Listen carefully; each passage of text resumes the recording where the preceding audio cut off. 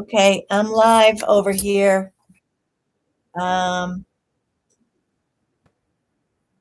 at 6:26. I have it as April 30th, 2026. That's what Russell had said a few days ago when he told me that what what time it was.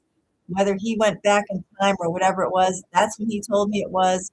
I've been living in the future in May, and now apparently the whole world thinks it's May 22nd, or at least that's what they're showing us on YouTube. So maybe that's what you guys are seeing too, because Gail's trying to control the narrative. Um, I don't care what day it is. Today is 4:30 as far as I'm concerned. I want to see my son Joe for his birthday.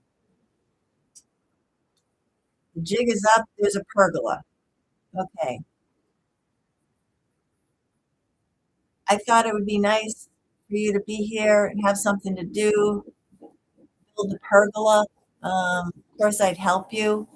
Russell obviously couldn't because his ankles.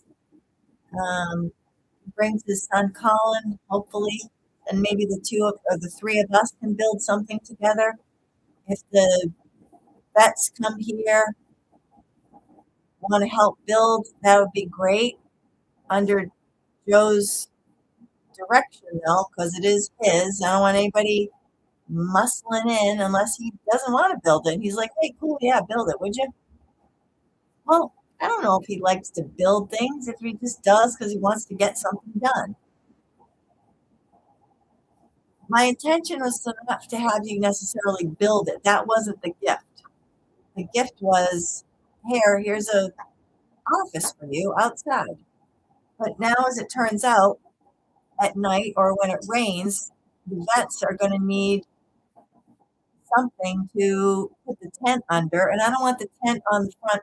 Well, I don't want the neighbors being all like, "Hey, what's going on over there?" Because people get bugged when they think homeless people are there. So fine, homeless people, homeless vets.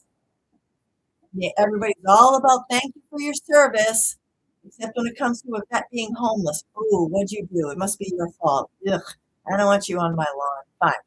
So the vets, I don't want you on the lawn either. You'll leave a big dead spot on the grass, and I hate dead grass. Well, and it's also still Ken's yard. So anyway, there are rocks behind the house. That's where I wanted to have the pergola anyway. That's where the tent can go. And also the rocks are soft because they're a pea stone. So it'll be softer to sleep on than the stupid ground. Ground's hard as a rock. Okay. So move the tent out of the way during the day so Joe can um, you know, spend some time out there, uh, out of the house, whatever. I'm not going to Julie McCoy this. You guys know what you need to do. You know what you want to do. Joe, you're going to lock it down. Sounds like starting tomorrow. So if you could please come over here and hang with me so that you're not alone and I can just be with you, then please do that. Please do that. I'm not going to have anybody stay in your room. That's your room. Um, if it's Russell or if it does somebody who does look like my ex-husband, it looks like Jim, fine. Jim and his son Colin can sleep in my bed and or the whatever the couch. The injured man can sleep in my bed. I'm going to take the couch, which I have been all the time, or Joe's room if nobody wants it, or if his son wants it. I don't care. I like sleeping on the couch. That's where I've been sleeping. That's where I want to sleep. So I'm going to sleep on the couch. There's a boy here who needs a place to sleep and he wants to sleep with his dad. Fine. If he wants to sleep in Joe's room, fine. If he wants to sleep on the floor in the kitchen in front of the stove because it's warm, fine.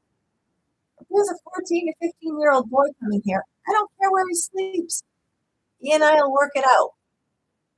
Joe, it's your room, but you don't use it. You're not here. I'm not saying it's your fault, but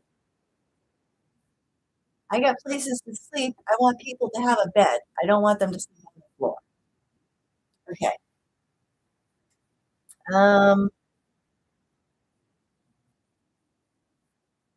let's see.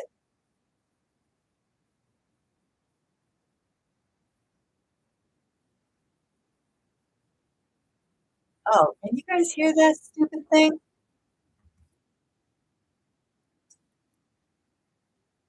All right. Maybe I shouldn't have had that going.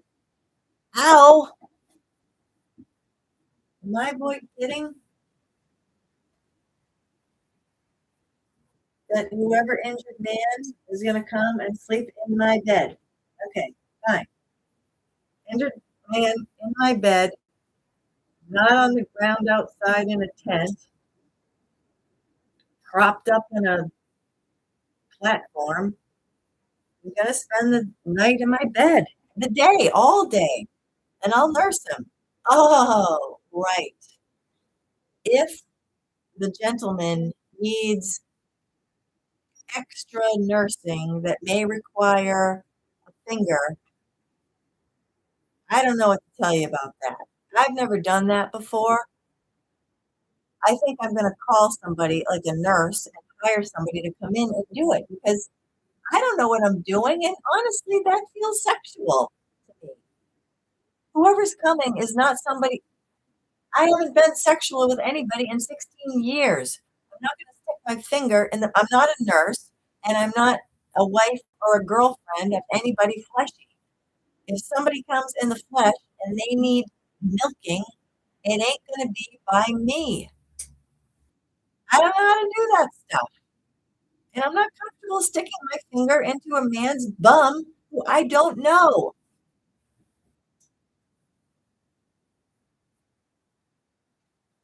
If the man coming looks like Russell, I don't know him well enough to stick my finger in his bum.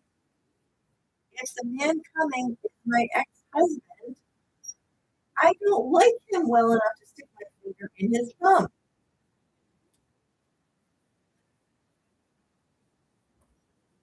So if there's milking that needs to be done, it can either be by one of the guys, his son, or I'll call in a nurse and have her do it.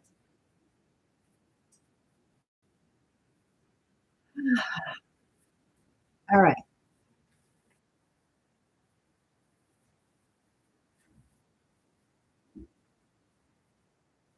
Um,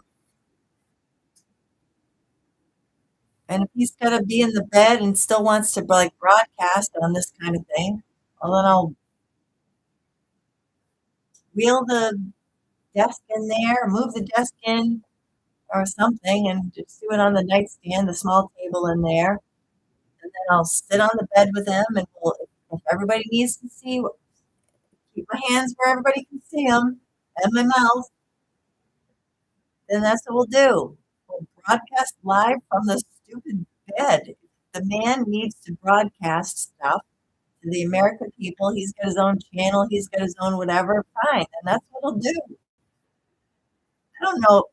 I mean, I imagine he knows how to access his own channel. Oh, okay. So, still live. Oh, you want me to show him outside? Well, I'll show you a little bit.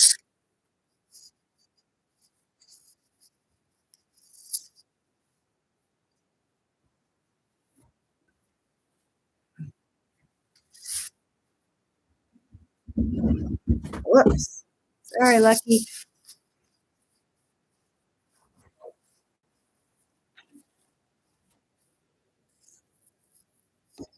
I got stuff down there and I put out. Of course, I can go outside. For heaven's sake. Maybe in a pain.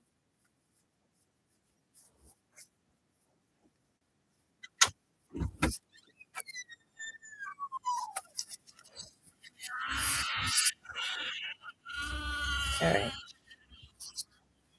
I put stuff right here for the vets, right?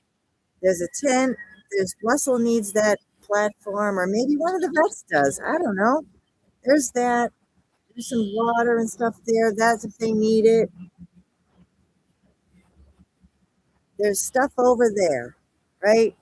Blankets, stuff like that. The very special quilt is meant for Russell and Russell. And there's another, um, ow, there's another quilt over there for Russell's son. Not trying to trap anybody, trick anybody. There are sleeping bags out there for the vets. The quilts are for Russell and his son. Okay. So quilts are for Russell and his son. There's a drill out there with an almost full battery that's got a couple of, there's a bit attached to it, and there's a bit on the brackets near the tent. There's screws on that. If you need other stuff, screws and stuff, I got them. Let me know while you're here. But I don't imagine anything. I don't know if anybody has anything. Whatever you need, I can order from Amazon, have it delivered in 3 hours. So there's always that. Um,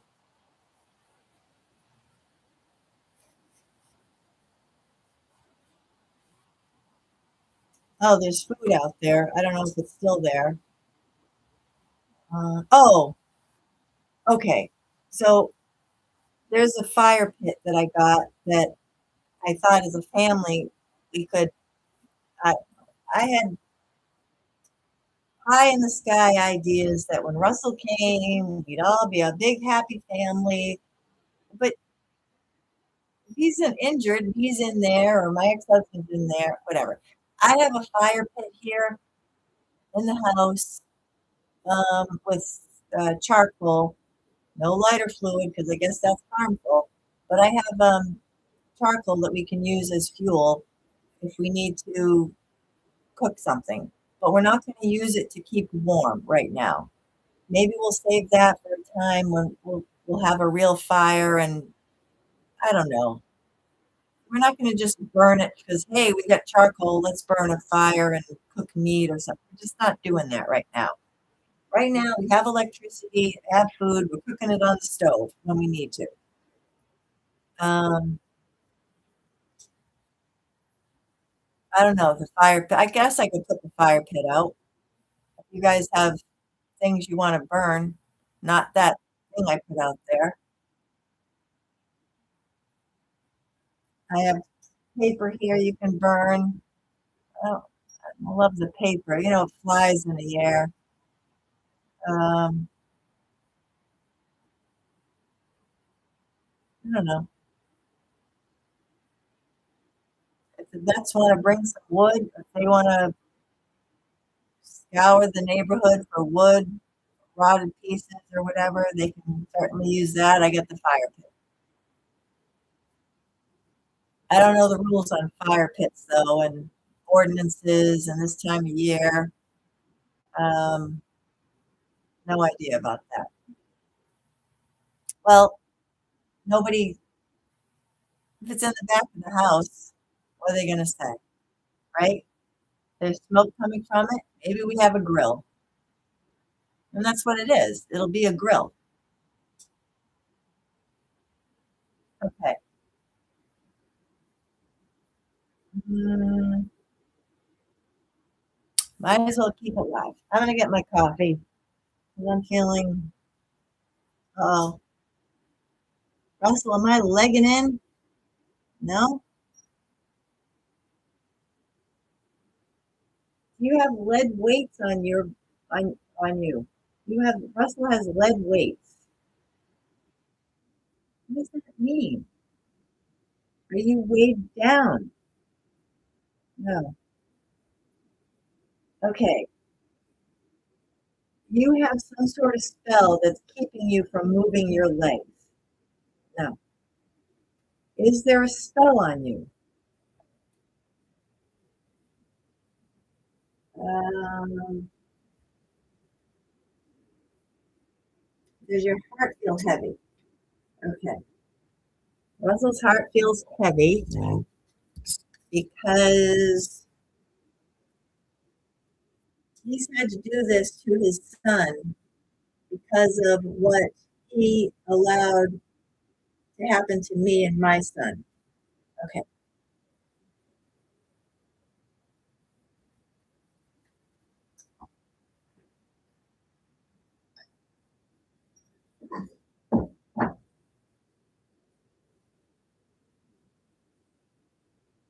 I don't want to use this thing. It ain't up.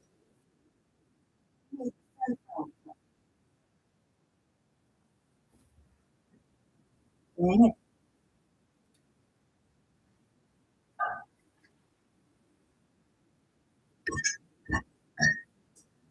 When the vets come, I'll give you all those mugs. I mean, we'll have bottles of water, but you know, we want to spare those. I put two out there, but whatever. I'm keeping these two in here. I'll give you guys all these mugs. I'll put out a jug of water when you need it. Um, I'll put coffee out. I got plenty of coffee. I'll put coffee out every morning throughout the day. Whenever you need coffee, I'll make coffee for you. Or tea. Well, I'm not going to wait on your hand and foot, but if I'm having tea and somebody wants tea, I'm going to say, hey, does anybody want tea? And I'll make us tea.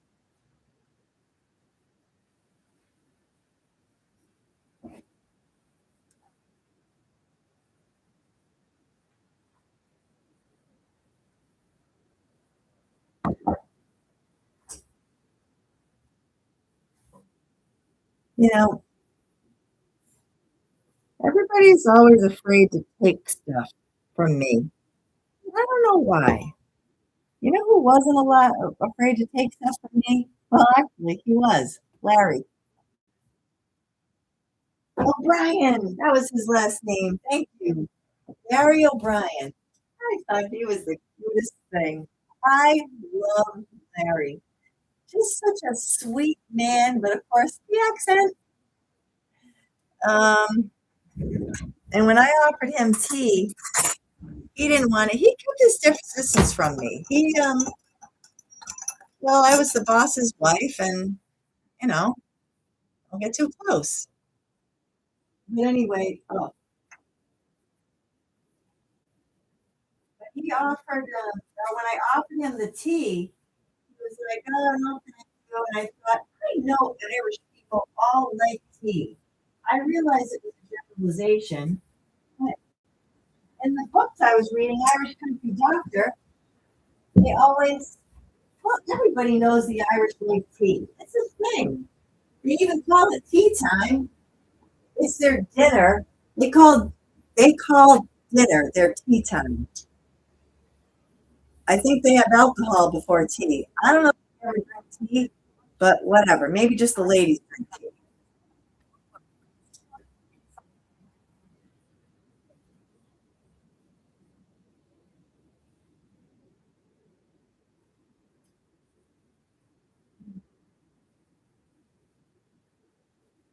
You guys, I'm going to tell you guys something. This is actually meant for my son Joe. I'm going to tell you this. I gave up my quilt, my favorite quilt in the whole world, for Russell. And I'll tell you what, if Russell ends up looking like Jim Di-Giorno, I'm taking that fucking quilt back. I am.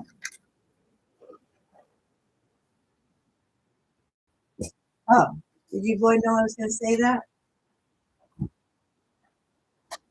I don't care. If this is some spell, then he can have the bed in here with the regular quilt in there.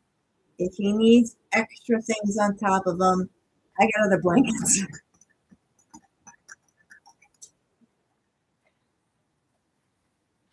And I thought Russell was trying to at least weigh it. Was that Gail? Oh, Gail was weighing on my conscience that I should take the pad that I put on Joe's bed because it wasn't quite soft enough. It's beautiful now. But I'm looking at it and I'm like, Russell, I thought it was Russell. I'm like, I'm not taking this thing off. It'll ruin his bed. And also, it doesn't do any good as a sleeping pad. So I left it there. And I'm like, I'm also not going to ransack my son's room just because he's not here now. Doesn't mean I'm going to ransack his whole life for you and your son.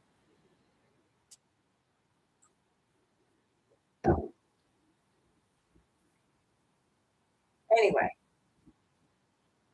for all I know, Joe's dead in a ditch somewhere, but I hold out hope that he isn't because Russell said he's still alive.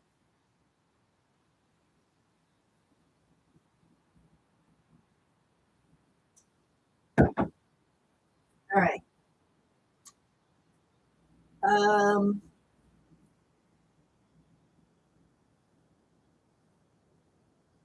Hang on, where were we? The slut, which is not me. Still a mom, still a prude, still a woman who hasn't been with a man in 16 years or whatever. Not sticking my finger hasn't either.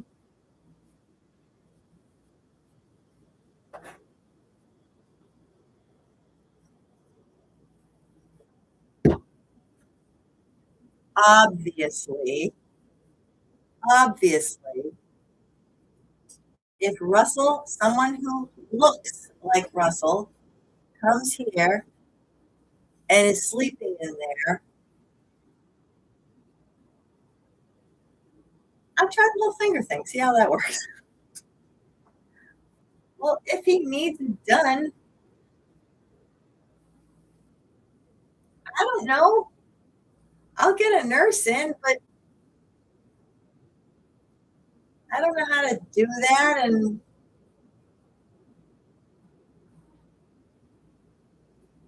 I'm not opposed to it. And also, if it's Russell, I can't control myself around him. Maybe I am a slut.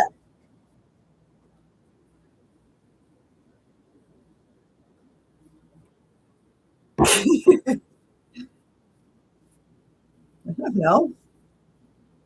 Once a slut. My mother said, once a Catholic, always a Catholic. Once a slut, always a slut.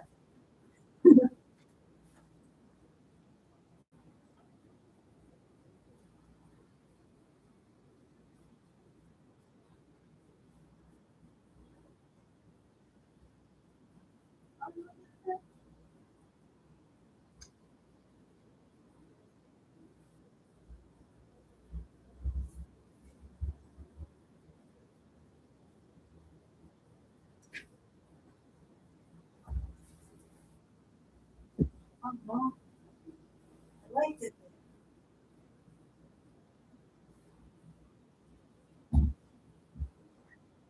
David style. I like that there.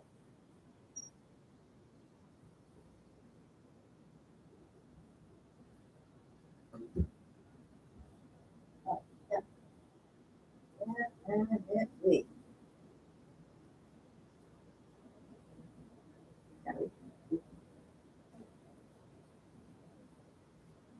Well, we need to go in the kitchen. Oh, bathroom. Hey,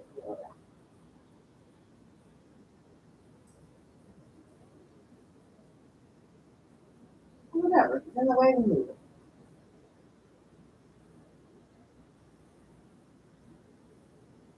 We like the way it looks.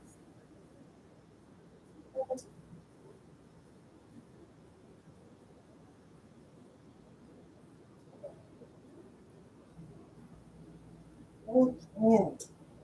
I did like that thing there, but I don't know. What's the thing to do? It's all bad at thing here.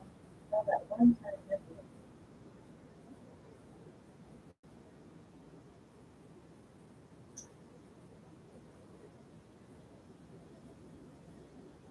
Oh,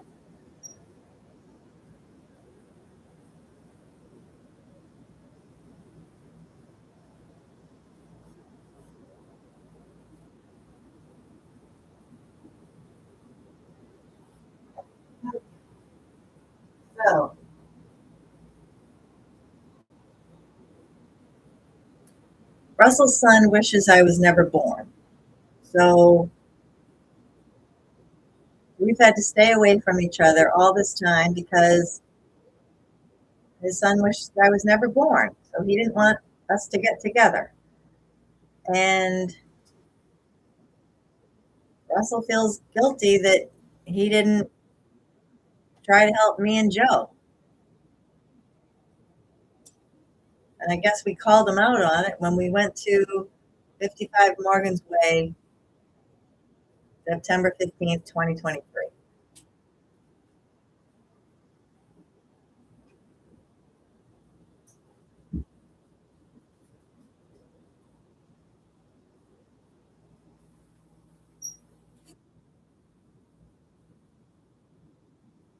Joe, I don't know if you remember, we were doing all sorts of things. Like we did that Christmas, that Melancholy Kulamaka song. We did the video of that. We put out Christmas stuff outside, the pineapple. I left the door open one night, literally open. Um, Marshmallows on there, all things to books that so that you would have a friend, Colin, that he'd autograph the book. You autographed it, I autographed it, so you and I would have friends with Russell and his son. And I made you think it was your twin, and I didn't know. You were a very good sport about this. And Al, even though it probably freaked you out a lot,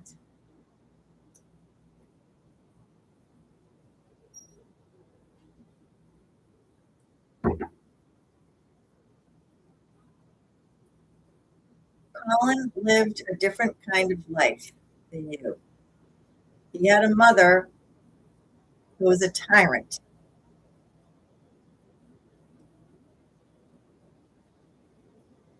and he didn't want his dad or him moving in with another mom, a militant mom who was going to control their lives.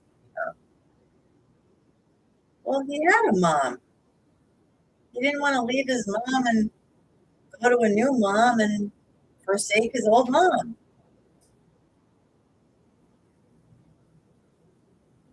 So I guess I jumped the gun and going over there, but something drew me to it. Did Gail, not Gail. Russell, did you lead me over there? Not Russell. David Wynn Spirit? Not that. Well, I don't know what led me over there that day. I saw codes. I saw the writing on the wall. It led me over there. Joe, you and I went to some house. I think the guy's name was Tom, or I don't know why I think his name was Tom, but I thought that was Russell's house because I saw a navy blue truck, and I'm like, okay, Navy, that was it. That's his house. I knocked it, found at the door, knocked on it. He answered, very nice man. I said, is Russell here? He said, oh no, they live down there at 55 more. Okay, fine.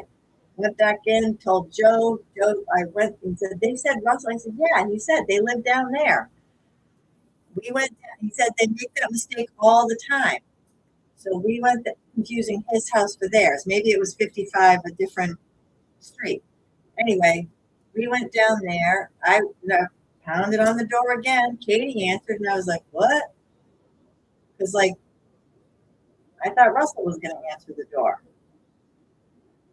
And it was Katie. I thought it was like a big test to see, like, how are we going to find it? You know, like, and I followed the breadcrumbs. I found the man. I thought he was blind.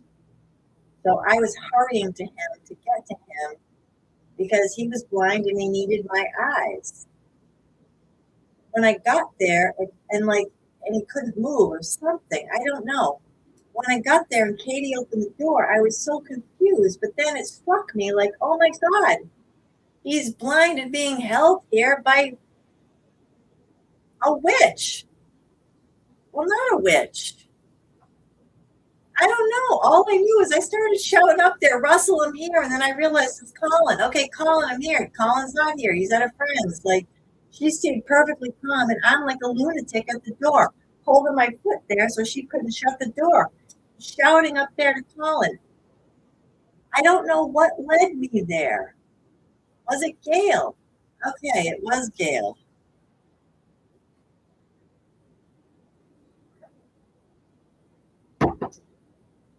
Wait, Gail's still helping. Okay.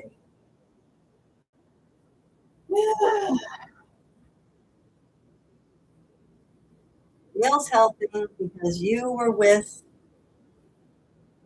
Satan Mom. Devin? Okay. You were with Satan Mom, and now Satan Mom is still holding you at 13? Okay. Satan Mom is still holding them at 13. Did Gail get that stuff ready in the basement for the vets or whoever needs a place to stay? Okay, great. And then, of course, there's a tent for people who don't want to be trapped in a basement with a bulkhead that could be locked from the outside. Well, maybe they'd keep the doors open. Me, I wouldn't spend any moment alone in that basement if that thing was going to be locked, and I wouldn't. Well, that's my basement. My basement's creepy. Gail's isn't. Gail's is a nice basement. I'm sorry. My mind is going to creep. Well, when Devin's creeping around, I'm like, I don't know if she's going to lock that door and lock the seals or the vets in there. I don't know. I don't know if the vets and seals are the same thing or if she's working with the seals to capture vets. I don't know. I could eat one of those. That's not sweet. Well, you're not.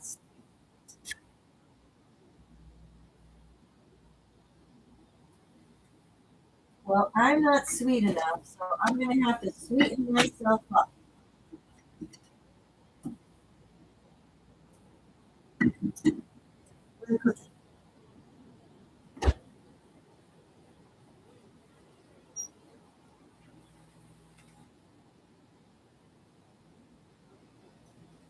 I don't have a challenge here.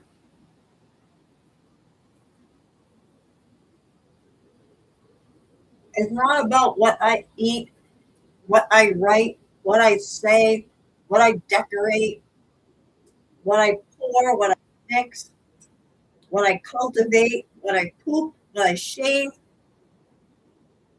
what I pile up. Not about me.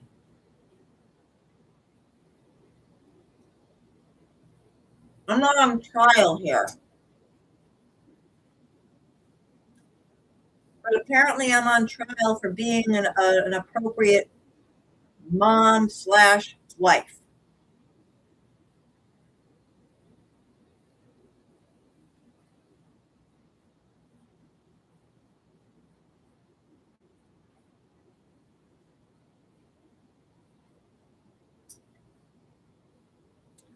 I don't know what it takes a boy to leave his mom. I got to imagine it takes a lot for a boy to leave his mom. It takes a lot for a mom to leave a boy. I still can't believe I left you.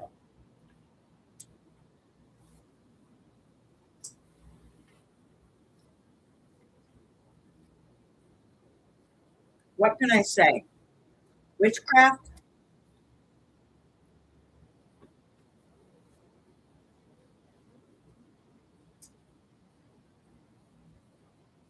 Or maybe it was the spirit of another boy who needed a mom. My son Joe didn't need me anymore. He was teaching me. I was dead weight to him. He didn't even need me as a homeschool. He had Chicky for that. I literally was dead weight. I'm not saying he didn't want me around, but he didn't need me. A spirit needed me in Arizona. That's why I went there. Maybe it was Russell's son's spirit beckoning me.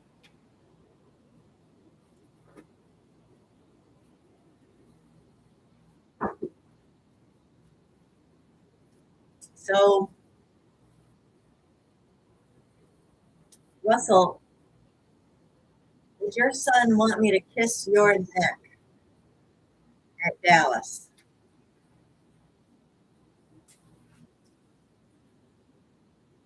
Well, I don't kiss men's necks that I just met.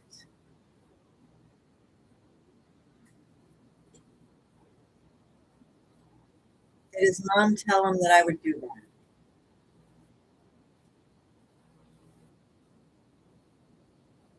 Well, I don't do. I hugged Russell because I thought he invited me there. And also, I thought Russell hugged everyone. But he didn't hug me, not even the second time when I made him hug me like a mom. Was that your spirit, Russell? Okay. Was it your vessel? Not your vessel. Interesting. Really? Was it Colin's vessel? Not Colin's vessel. Was it Rachel's husband's vessel? Well, I don't know whose vessel it was. Was it my son Joe's vessel? Ah,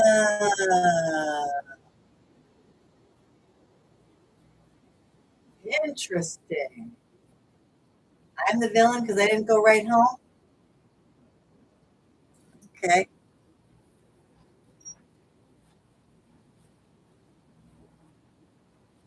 Well, he wasn't even contacting me. I had to play hardball with him.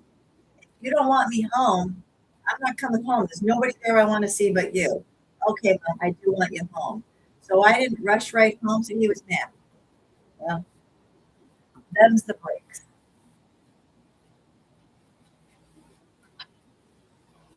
I'm not the boys' plaything.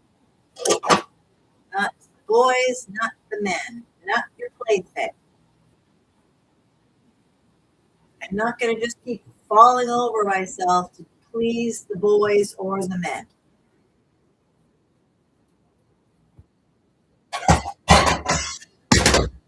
What can I say? The slut still has, and the slave still has her breaking point.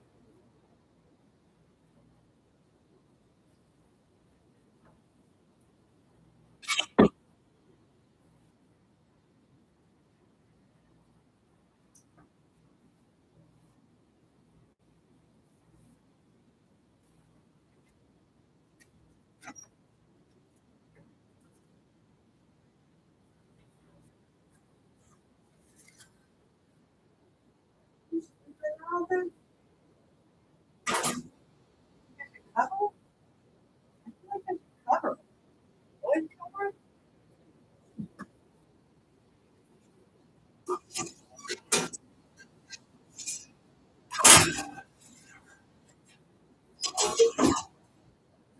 Dry out.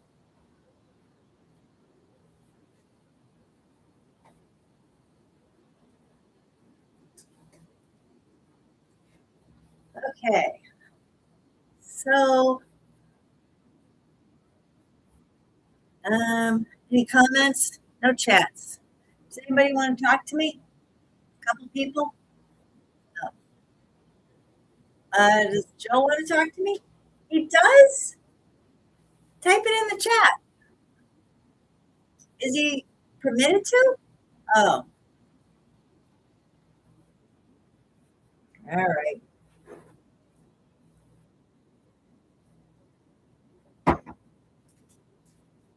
Does Joe Boyd like you, Russell? Oh, Joe doesn't have your back. Does somebody not have my back? Oh, does Joe not have my back?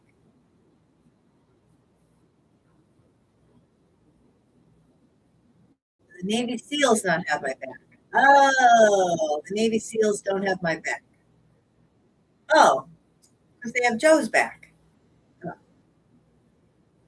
do they have your back?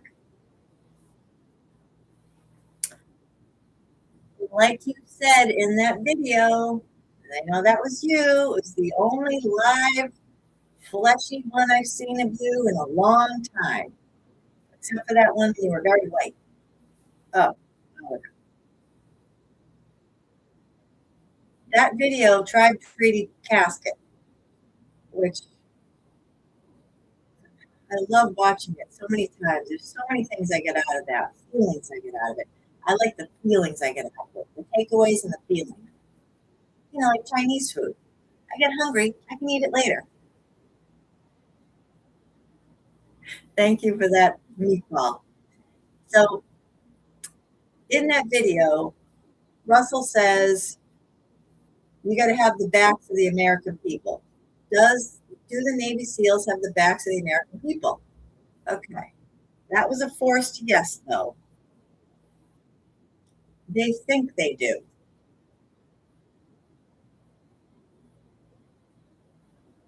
Are the American people writing things in a chat someplace else, someplace I can't see, and that's what they're going off of? Okay, but that was also a forced yes. Are they just watching the collective and with the reporting on the news? Is there somebody like Gail controlling the chat? Okay. So Gail's controlling the chat. She's controlling the Navy SEALs because she wants you guys to actually use your brains because you're all very smart, Chris. You're all very smart. You know, when you see a woman who hasn't left her house, a bunch of men outside, and she's like, hey, could you help me with the screen? You do it. You may have an attitude about it. You don't show it. But remember, I got that sixth sense. I know the shit Chinola thing. You looked fine helping. Your words said, hey, no problem. Your eyes said, can't you do it yourself?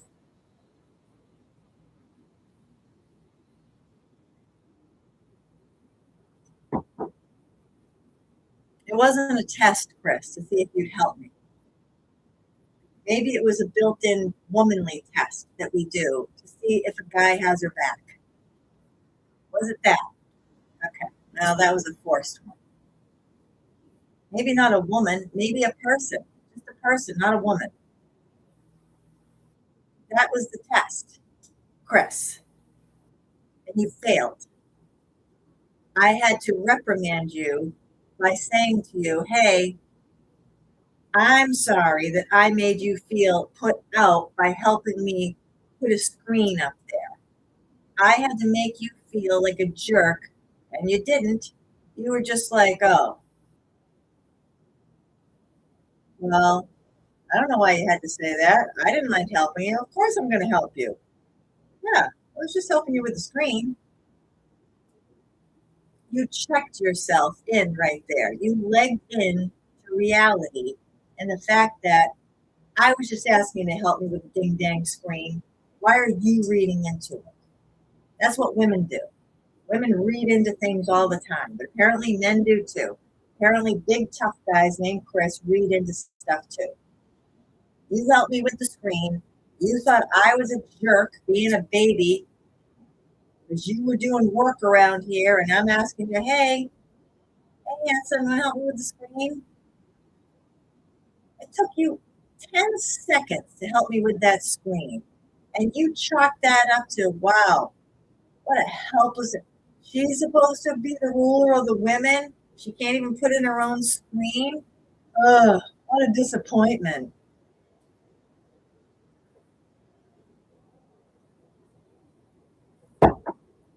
Gail's trying to show you guys something. You're not as smart as you think you are. You're just hulking mad. That's all. Maybe because you're hulking mad that you got to be homeless out there. Maybe you're hulking mad that the people don't have my back. So you blame it on me because I'm saying something that's making people repel. They still don't want to come here. The people are waiting for you guys to come here. You did come here. I went out there. I'm okay. Plenty of guys around, not scared. You guys saw that. I was scared. I did back away a couple of times, and then I didn't. And then I walked among you like, you're just guys, you're not going to hurt me. Just workers doing a job. Homeless vets. Or not. I don't know if you're homeless. I don't know if you're going to be homeless. I don't know if this lockdown, wherever you're staying with a local woman, if she's going to be like, okay, fellas, now you got to leave. They said lockout. Get out. Russell, is that what's going to happen? Okay. Maybe Chris and the workers who were here were symbolic. Was that symbolic? Okay. That was symbolic.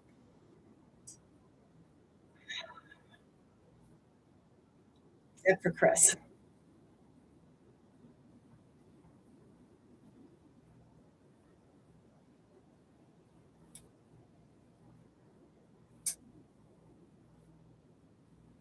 I asked Chris to help.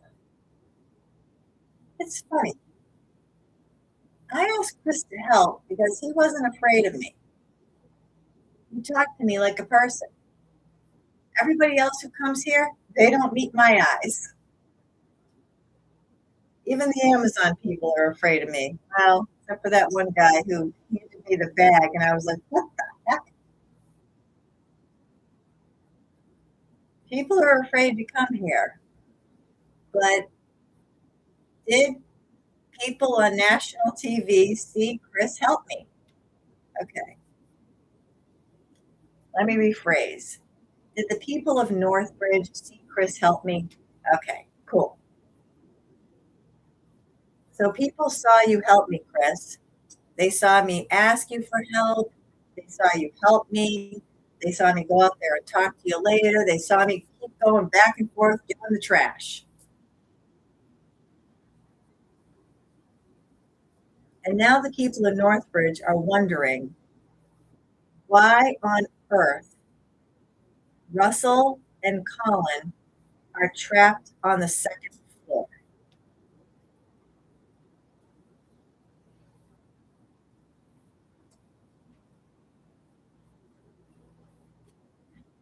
They're wondering why the SEALs, Chris and your friends, your brothers or sisters, aren't coming back to get them on the second floor and bring them to safety.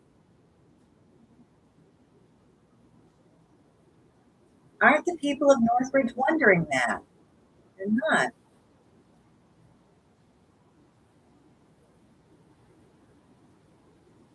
Because in the chat, people are saying that's crazy. There's no way there's somebody on the second floor. Oh, is Devin on the chat saying there's nobody on my second floor? Okay. Does she say, as Devin, I live there and there's nobody there, just me? Oh. Somebody posing as a neighbor says there's nobody there. Does Gail say it? Okay. Somebody posing as a neighbor says there's only Devin. There's nobody on that second floor. I'm watching. I don't see any lights. It's just her. She comes and goes, and it's just her. You guys don't see any sign of life on the second floor. Okay.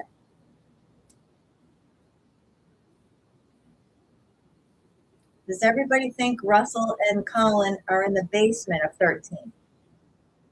Okay.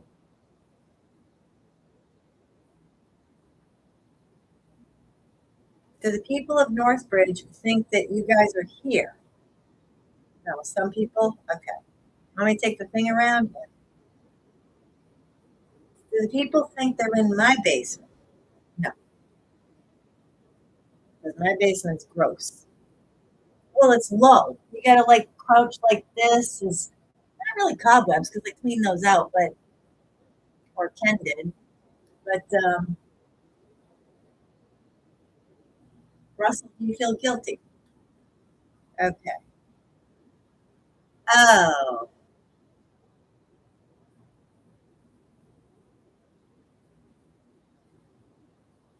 you're not on the second floor up there. This was all for Colin to let him know what I would go through to make it safe to come here. Okay.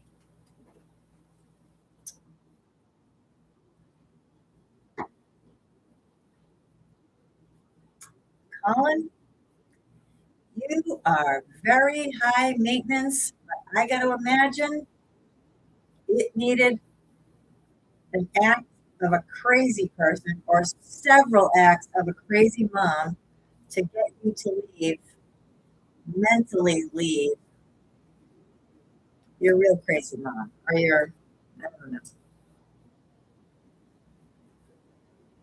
Is that it? Okay. That seemed forced though.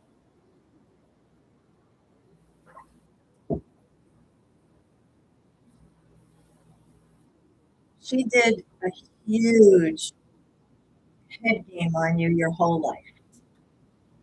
That was also forced. You didn't know it was a head game. It's the way you were raised. She's your mom. All right. Same with Joe. He didn't know his dad was a head gamer either. It's just the way he was raised,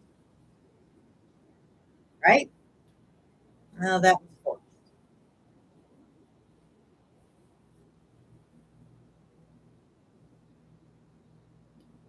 Did the boys switch spirits?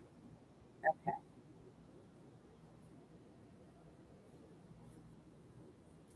Well,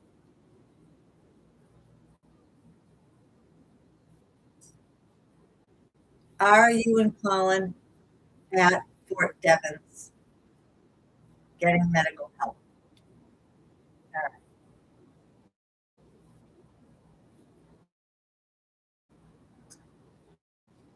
Is there a Navy SEAL? Uh,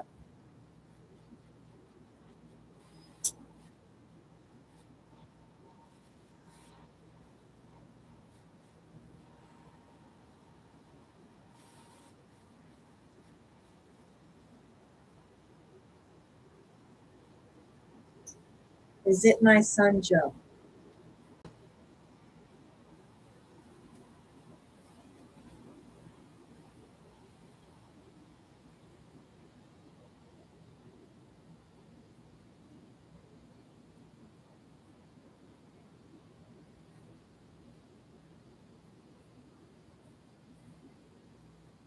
Jim a shapeshifter.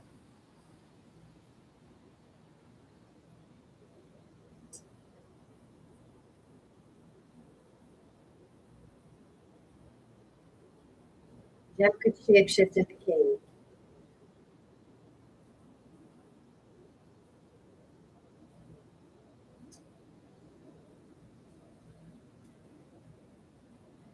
That's why when I came back September 15th with Joe, Jim was there, said the cops had called him that I was trespassing.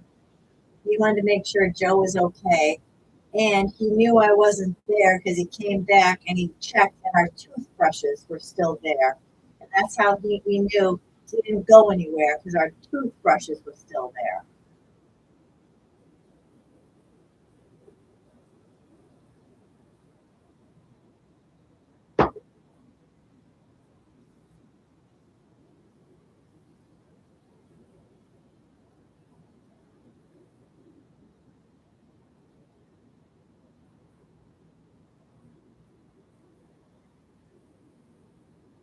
Katie and Jim are having an affair. Katie and Jim are the affair.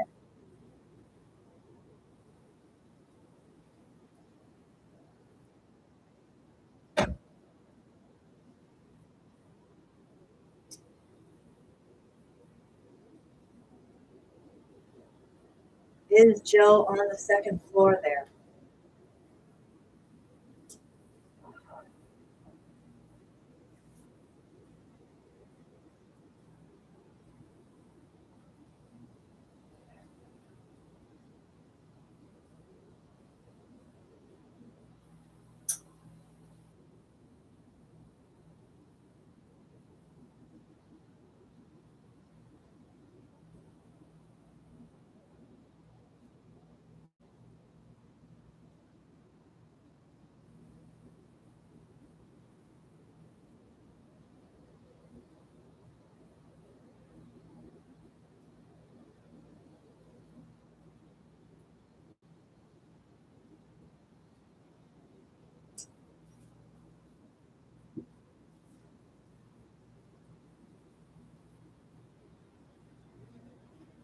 In Colin's vessel.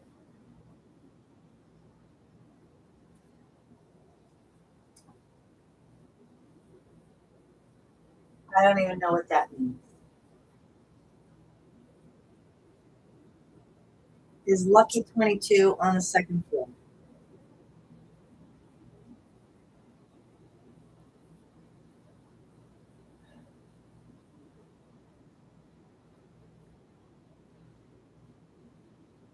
Did he come here and somebody took him?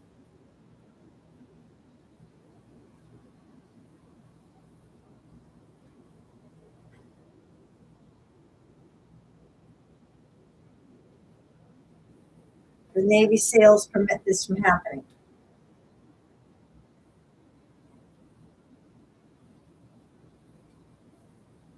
Navy SEALs, you know there's a boy up there. Go the fuck get him now. I don't care if there's a spell attached to that doorknob. I don't care. Get fucking rubber gloves and get it. Break the damn door down. Use rubber gloves.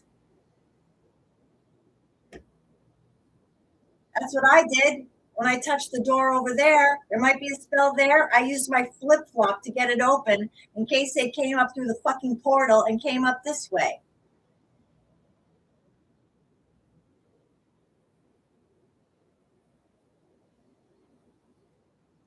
Russell, are you up there with Joe?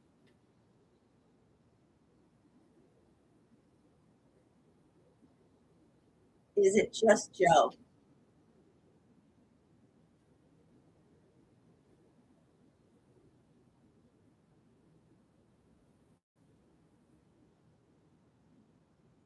You're up there.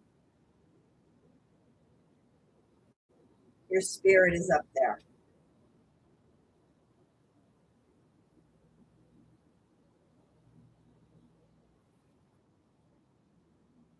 Look, I don't know if the fucking Navy SEALs are scared out of their wits. You guys are smart. Forget about the spells. It's just metal. It's just a door. You know he's up there. Somebody's up there. One or two vessels are up there. Please get some rubber gloves. Get over there. Get the door and go get my son and bring him here to safety. There's Russell's up there too. Bring him here to safety. I left a stretcher out there for you to bring him here to safety. It's too wide, but I have other things. I got this.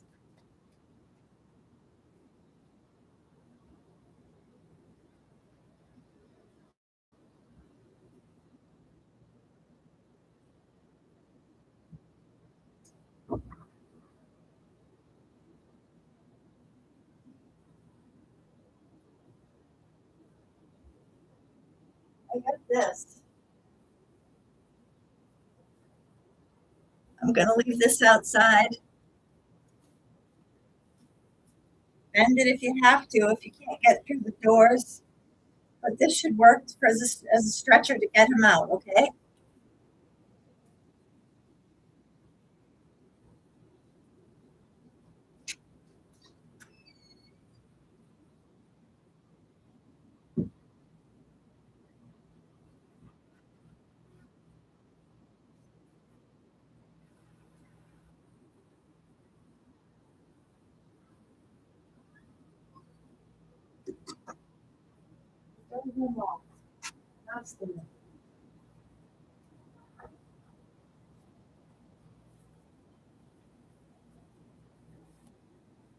Please bring my boy home for his birthday this day.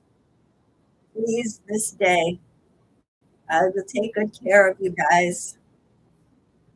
Please go get them and bring them here to bring everybody here today, please. This day, not in 2 days, this day, before we're in lockdown, before all hell breaks loose. Please bring them here this day. Make sure everybody gets fed and cared for.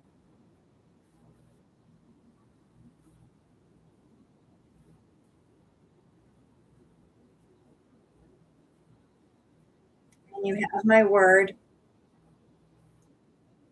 If all of you need me to miss, I will. Not doing anything beyond that.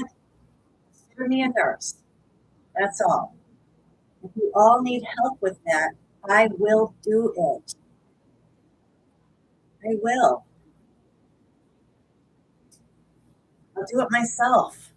I'm going to hire somebody. I'll do it myself. Oh, I'm going to keep it going. Oh, okay. Live. Ow. Well, I don't care. I'll figure it out. If, if Jim needs it, I'll do it. If Scott needs it, I'll do it. If that guy Mark needs it, I'll do it. I will. I mean, yeah, it'll freak me out a little bit. I mean, maybe I'll like the power.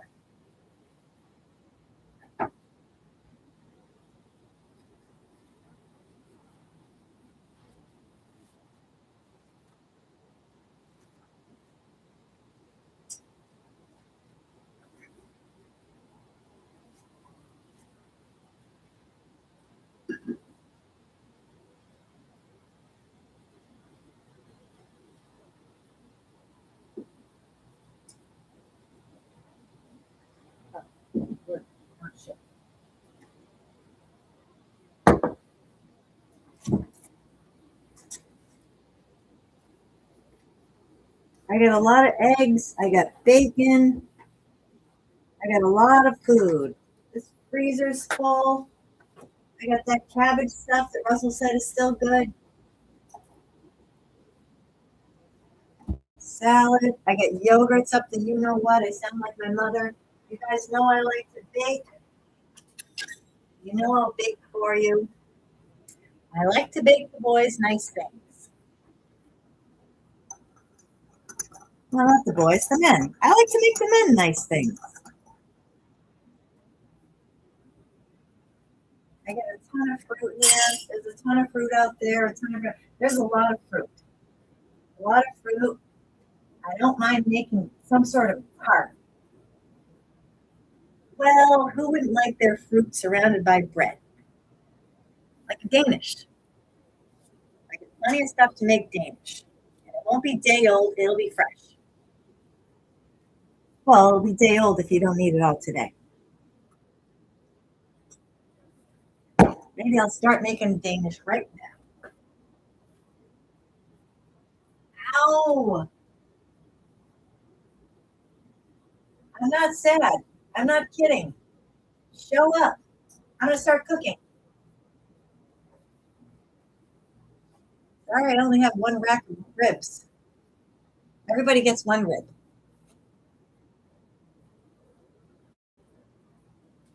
Or they're for Lucky 22 because it's his birthday and he loves ribs.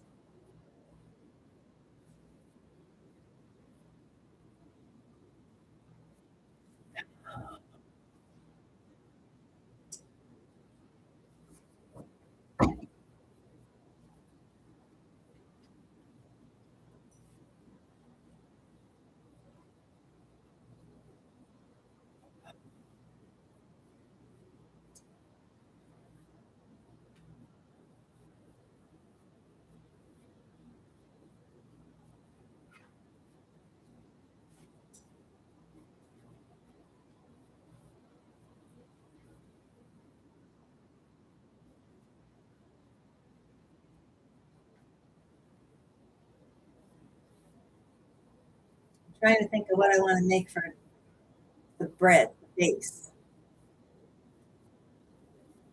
Well, I want some sort of a bread.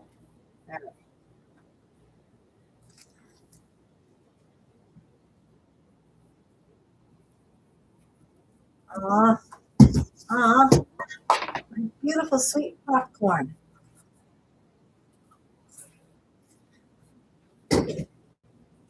I guess it's not sweet, salty.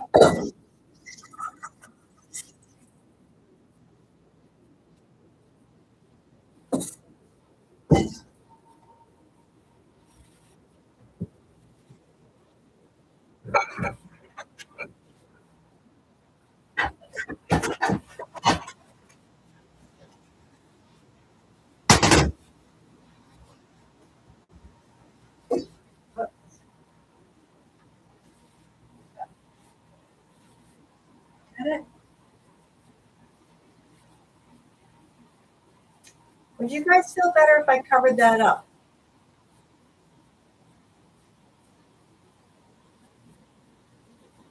You want me to take all the curtains down? Are people ashamed? Okay.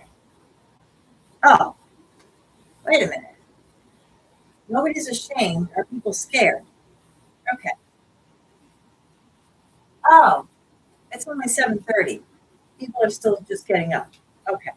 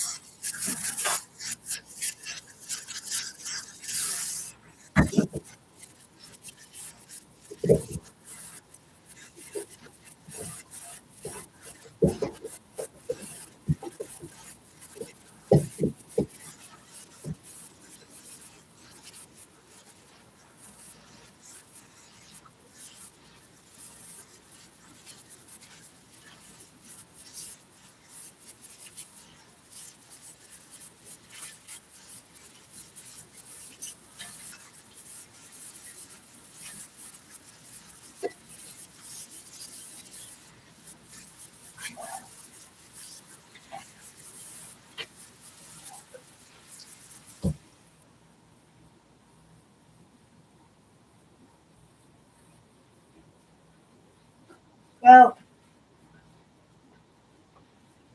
do they know? Okay. Well, apparently, yeah. So nobody's been at 109 for a long time, or at least haven't it looked that way. Um, and maybe Jim goes back and forth. Still, does Jim go to work still? Ah, okay. So Devin transforms into Jim when he goes up to the second floor. David Windmiller's spirit in Devon, also the Claire spirit, transforms. Maybe it's just before Joe's eyes. I don't know. Transforms physically, it appears, so that when he goes upstairs, Lucky 22 sees Jim.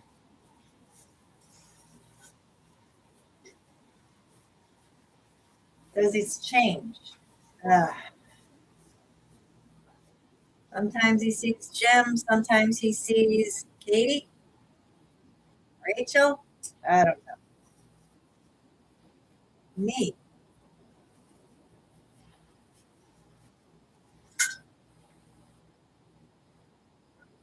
Horton.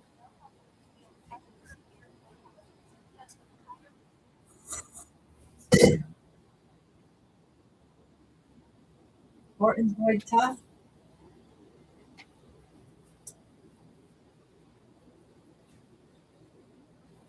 That person's tough.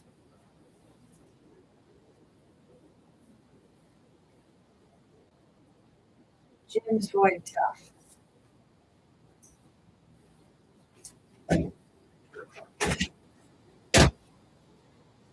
As a lesbian woman, Horton's tough.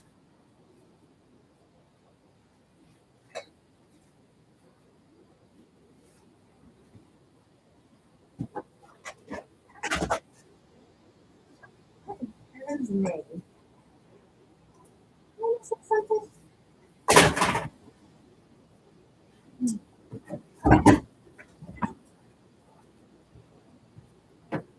Is there a spell on the door? Yeah. Rubber gloves.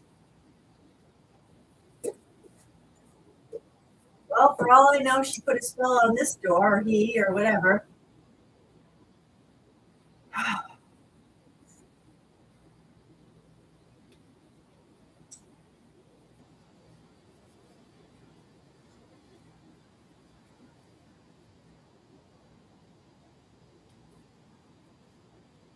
All right. So, anybody I've had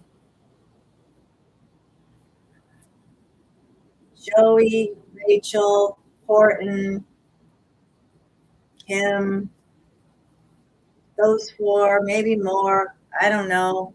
Jim, Katie, they're all shape shifting. I don't know if they clone themselves or David Wynn Miller's spirit, very, very smart, broke the mathematical code in 1988 on grammar. The Navy SEALs know this, right? Okay. He broke the code in 88. We're in 2026. I'm pretty sure if he broke the code, he knows how to spell, he knows how to clone himself. He knows how to move the crystalline energy so that it looks like he can clone himself. Oh. Russell, does he boy know how to clone himself? Oh, does Gail? Are there clones? Whoa. Just literal shapeshifters? Oh boy. I ain't going there. I don't know what that means. But I know people believe it. There are plenty of people out there who believe it and they think it's a legend, but legends come from something.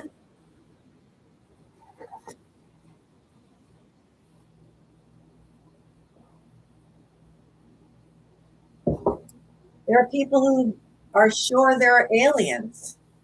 Maybe that's the shapeshifters.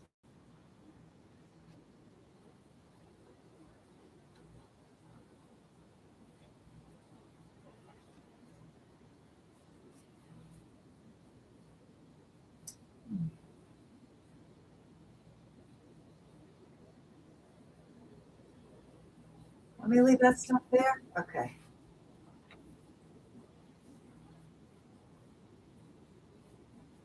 Can you come up through a portal?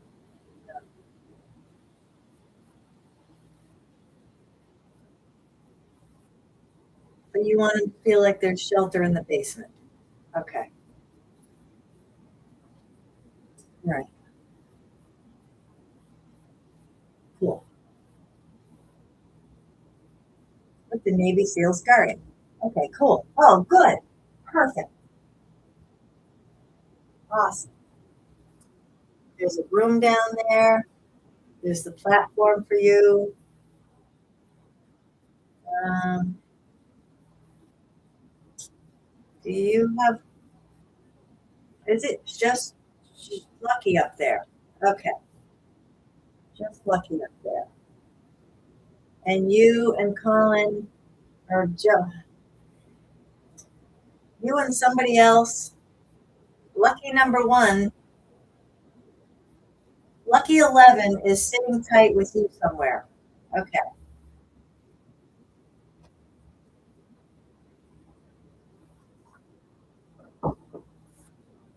And until the seals help move the crystalline energy, lucky 22, to safety, and someone die.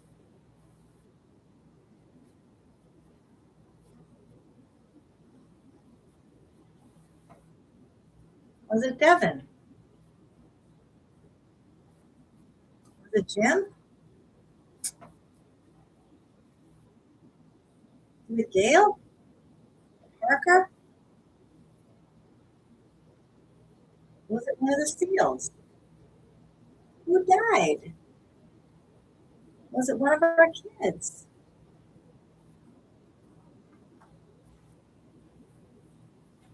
Was it Caroline? Oh,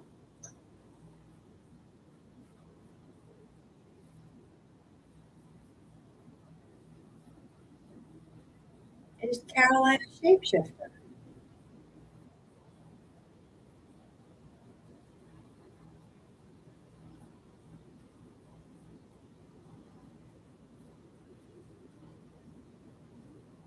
Did Caroline seduce you?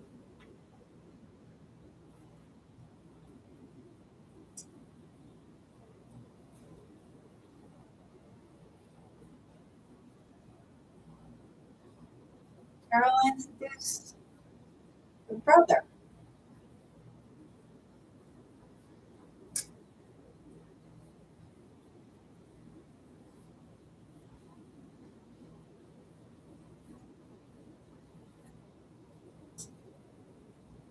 Was Caroline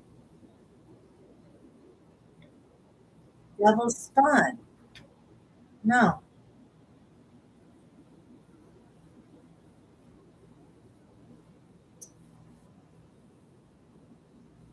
Was Caroline a clone?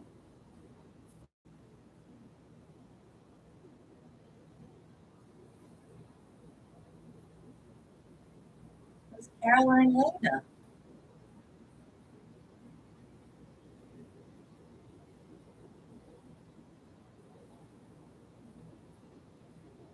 Was she a demon?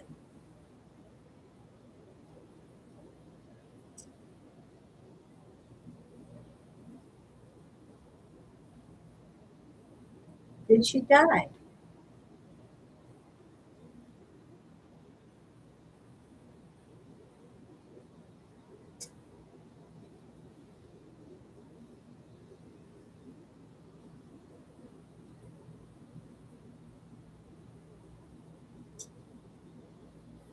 Because Devin was doing something to her.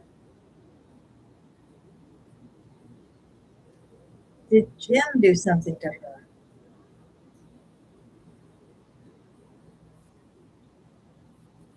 Was Caroline with you, Russell, and your son?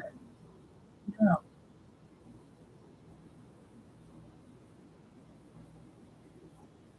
Was Caroline with a Navy SEAL?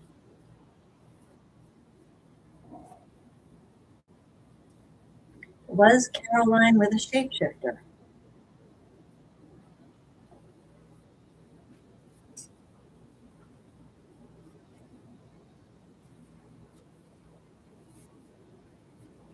Was Caroline with her stepfather who had sex with her and killed her?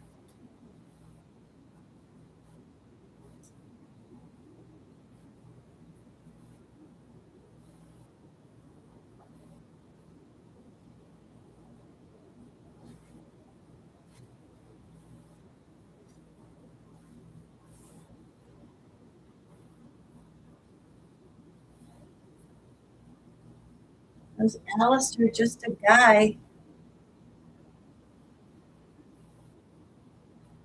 Was Christine, Lena's mother, a shapeshifter? Was that a yes?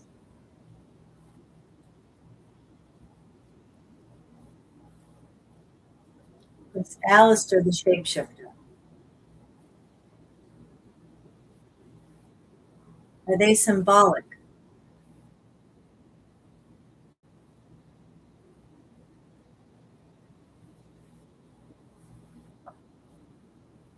Was Lena your daughter?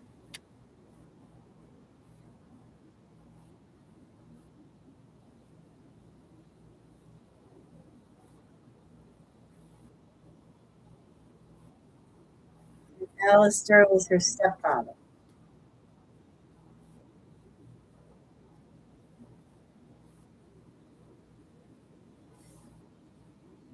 And she did something to seduce her stepfather.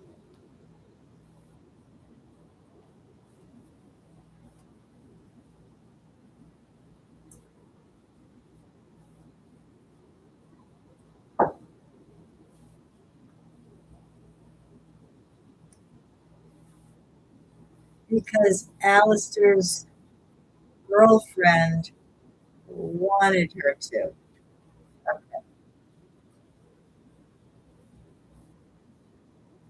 Did Alistair have a girlfriend?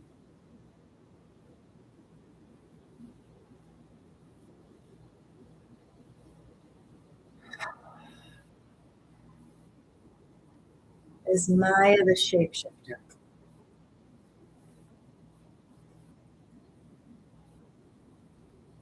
Was Maya the shapeshifter?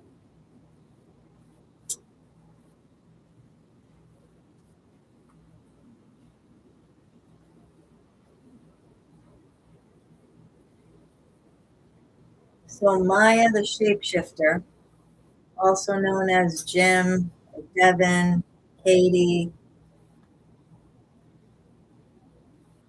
somehow convinced Lena to seduce Papa,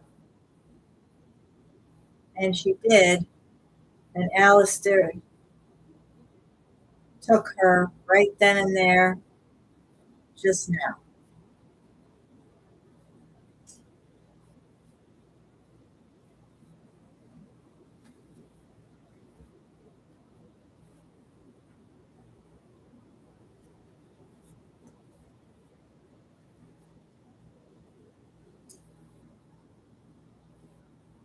So Devin has been going over to Alistair's as Maya.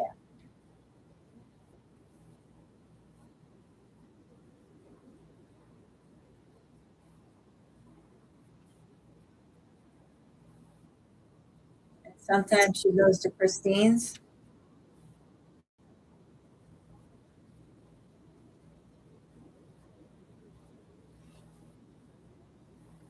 She take the place of a child that they lost.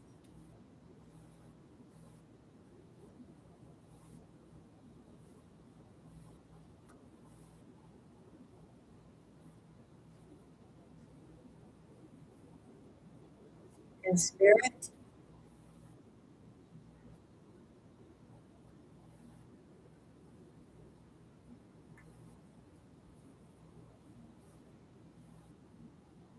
so when she's there, she takes on the spirit of their lost daughter.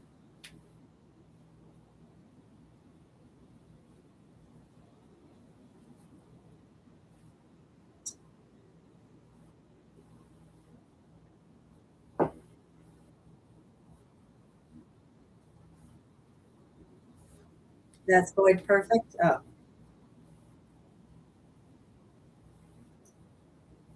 is the shapeshifter in Maya form now at 9 White Road in Mendon?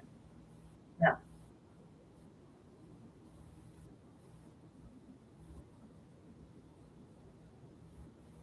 Is the shapeshifter whereabouts unknown?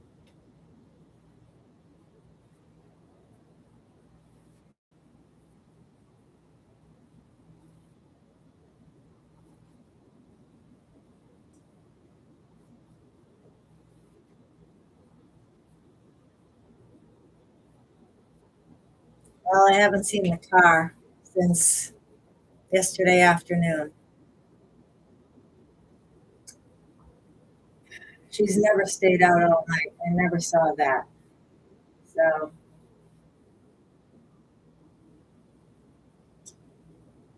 and I've been up for most of the night.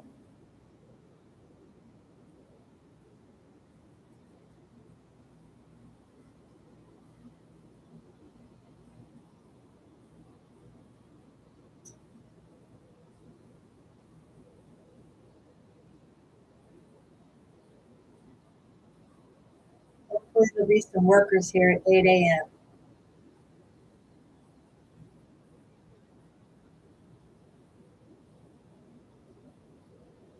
Clean out the contents up there because I'm pretty sure her lease is up today.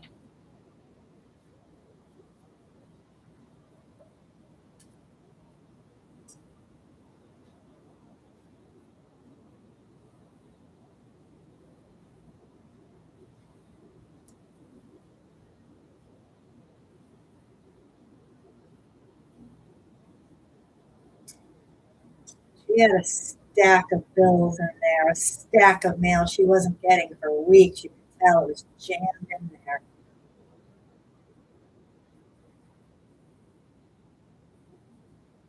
And somebody offered her money to kill me. Is that what she wanted me to believe?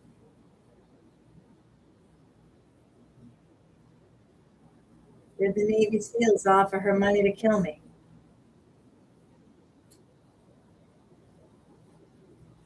Gail.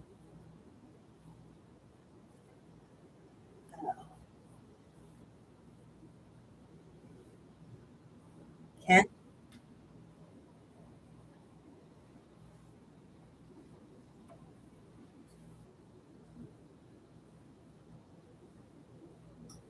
Ken Van Cleek offered money. Did he give her any? I had to force that one. By that, she didn't have to pay some rent.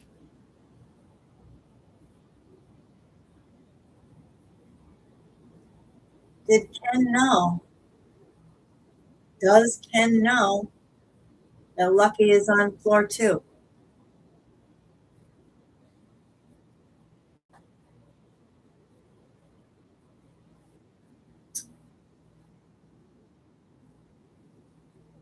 Seems to me like Ken's got a duty here. Wouldn't you agree?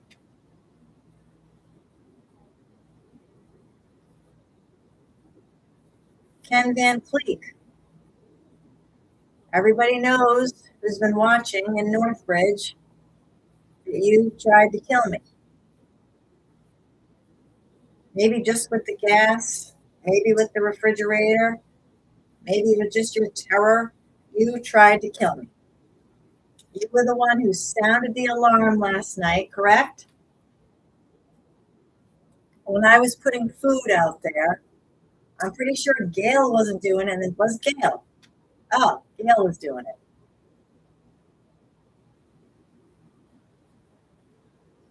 Was Gail doing it in a good way? No.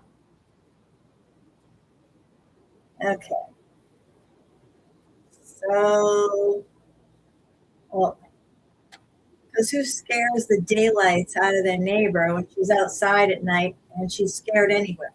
Who scares the daylights out of somebody by sounding the alarm when somebody's just outside putting food out for the homeless?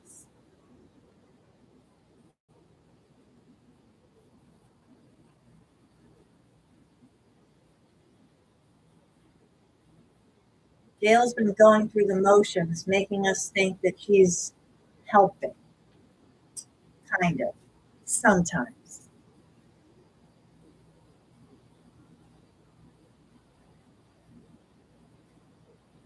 Ken hired Emmett Lewis to hire the workers to make it look like they were doing something around 13. Is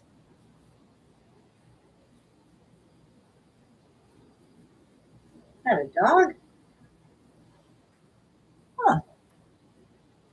Something you don't see every day. A dog not on a leash. Was that a dog? What was that? A fox? Is that a fox? Cool.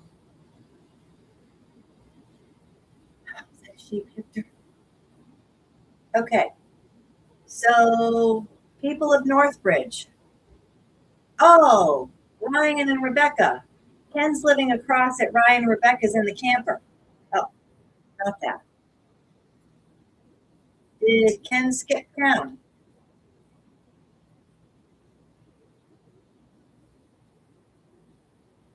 Is Ken going to get his ass back right now and go up on that second floor?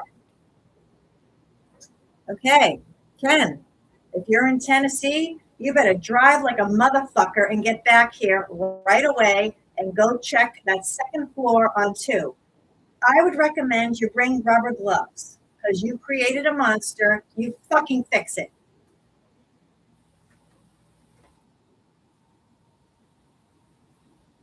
Oh, right. Sorry. Could we get some homeless vets here or any vets or any townspeople at all? Not picky. Could people come here and make sure Ken doesn't have to do it? Could anybody show up and as witnesses? I will do it myself. I need witnesses and people to back me.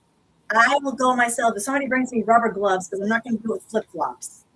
If somebody brings me rubber gloves, I will do that myself. I will get there on the second floor and go up and rescue the people up there. People, person, one person, I don't know. Maybe there's just 8 cats up there.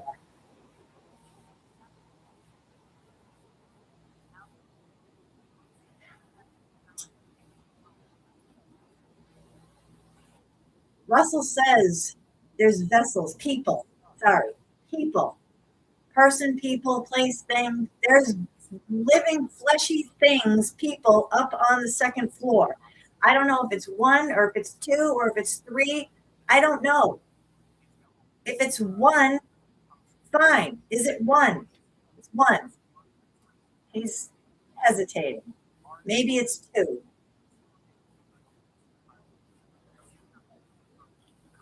Maybe it's three. Ugh.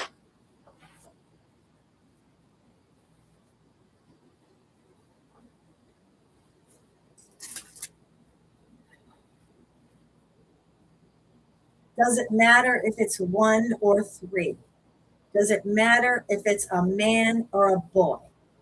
Of course not. If somebody is trapped on the second floor because some lunatic has bound them up, smashed their ankles, did a spell, scared them out of their wits, isn't our duty as mankind to be kind and go get them? Even if we're wrong, what is the worst case? We broke open a door. I mean, where are the firefighters? Pick the lock, do it with rubber gloves.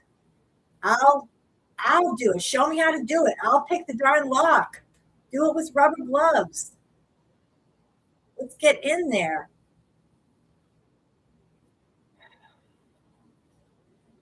Please. Please somebody show up and back me and I will go in there myself. And please somebody come with me because I don't I'm very worried about what I'm going to see up there. I'm very worried about what I'm going to see up there.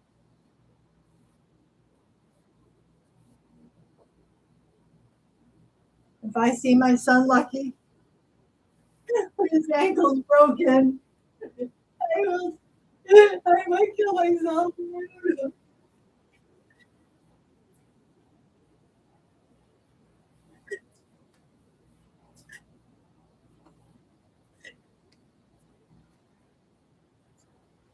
Oh God.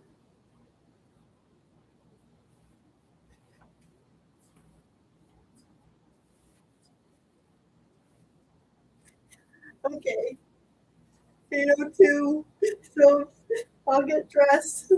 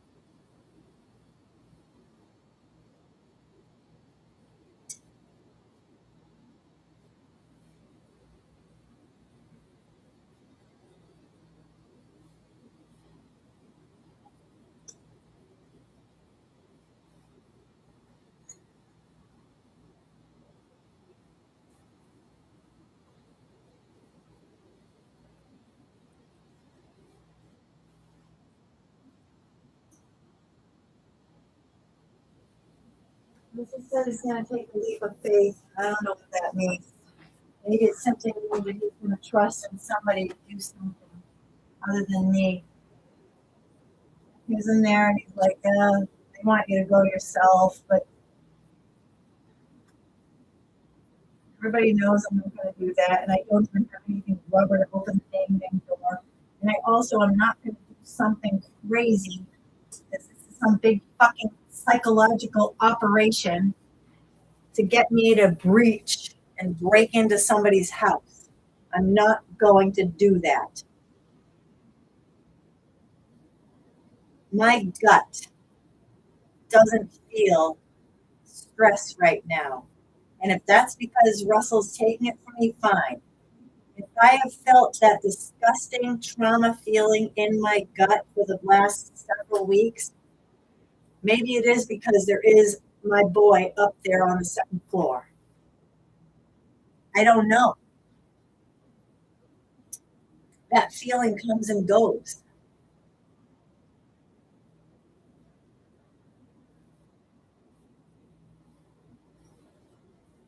I don't know. I don't have it right now.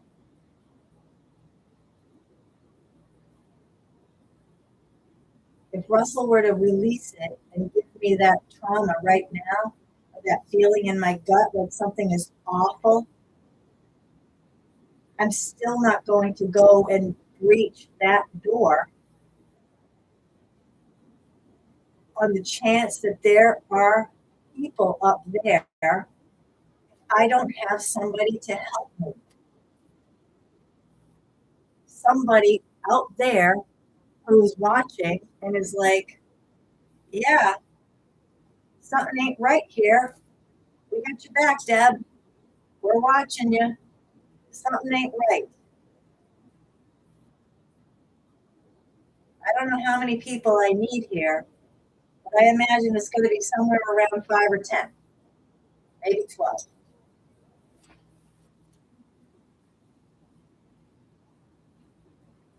Well, if we're going to be symbolic, let's be symbolic. I'll be the Jesus.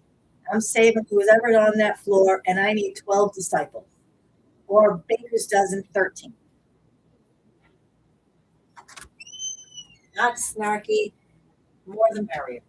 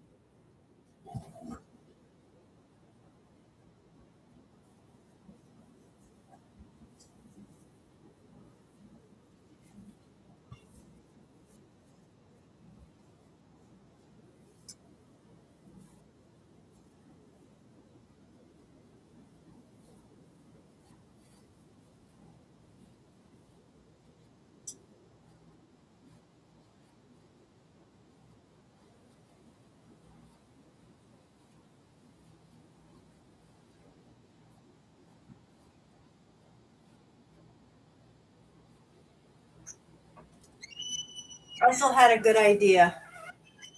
The men aren't going to help. They're too scared, and I'm scared of all men coming here to get me trapped up there. And a lot of men still want me dead. Maybe all the men want me dead. So, um, women, If you could please, not ladies, I don't want any ladies here, women, moms, preferably. Moms, older moms, don't care, young moms, old moms, any moms. Moms come here to help. Please knock on Ryan's door across the street, directly across the street, the oak shingled house there, not Jesse's, Ryan's, and have him please come help.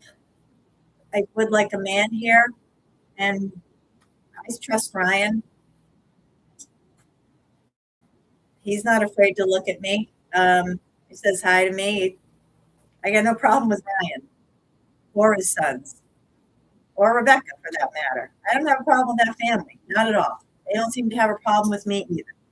So if you could knock on his door, he knows something ain't right over here. At Gale's. He's nervous. Did Ryan just die? Did somebody else die?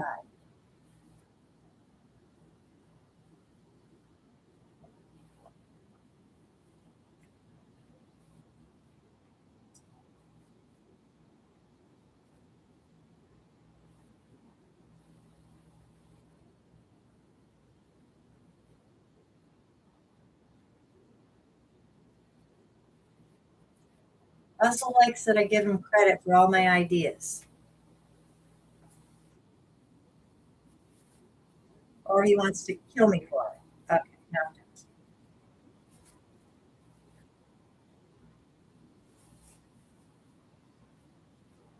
Look, I had a good idea in there.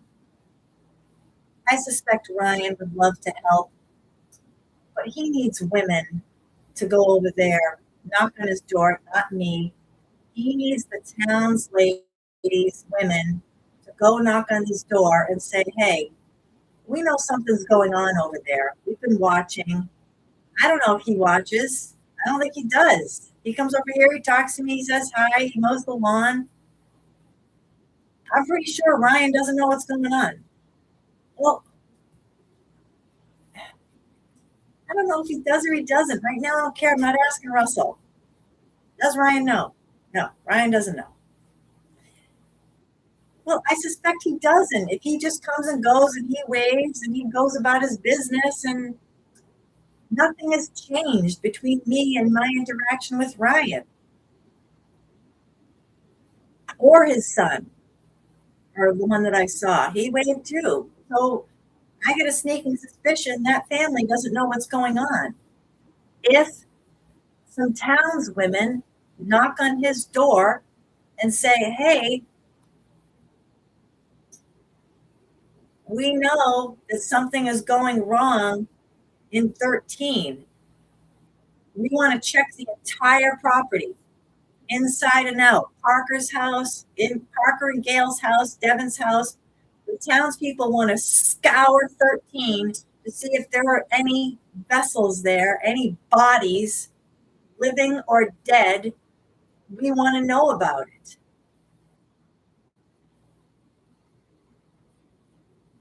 I think it's pretty sick that when I was outside last night, the light turned on at some point. They didn't like me bringing stuff out to put it by the basement. Somebody in 13 doesn't like that I'm trying to help. Whether it's Gail or Ken or even Parker, somebody there doesn't like that I'm trying to help. They didn't like when I was even weeding the beds out front. Turned on the alarm in the middle of the day.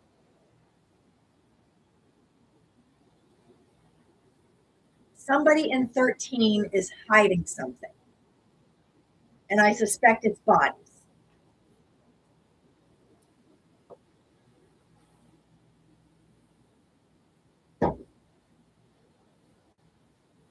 I don't know if there's dead bodies in that house. I don't know if there's, but I suspect there's living bodies in that house too. There may be dead bodies too. But that's not why they don't want us going in there. They don't want us going in there because there's living bodies. that are hiding or trapped or in a cage or bound up or have broken ankles. Please, women of Northbridge or women of the area who's ever watching this, please get together with your friends and go knock on Ryan's door and have him help us.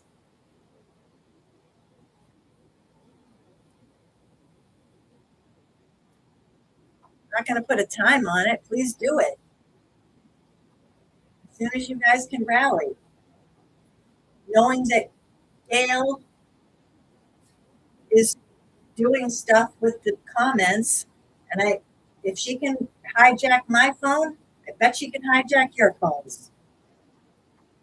I don't know if the texts are going through. Call people up on the phone. Get them live. Call people, please. Go to their houses. Go to your neighbor's house. Talk. Something's going on here. We're going in lockdown tomorrow. Trump has said it. Please help here. Help make a difference.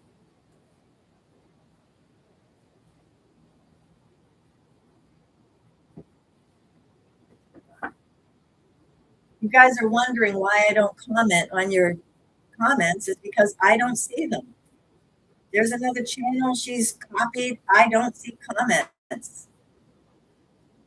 I don't see comments. I see a handful of views.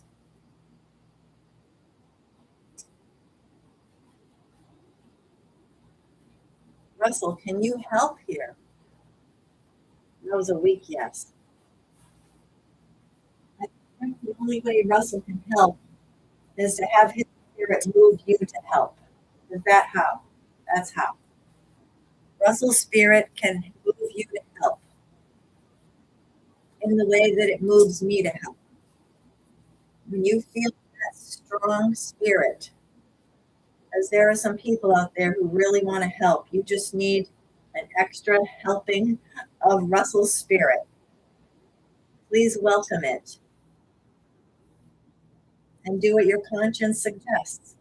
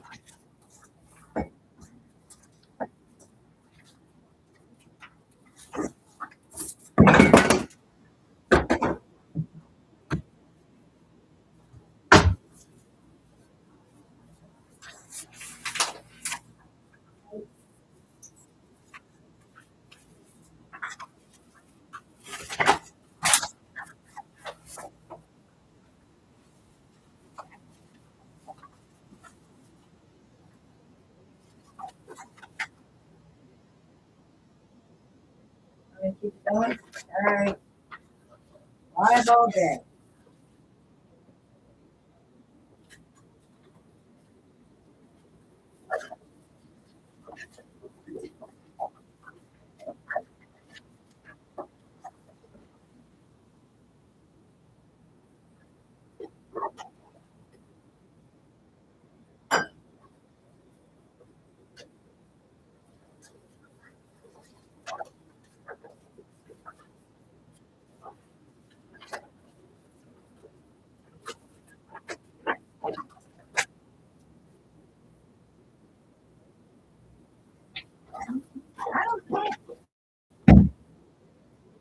I just asked Russell, would Trump help? He says no.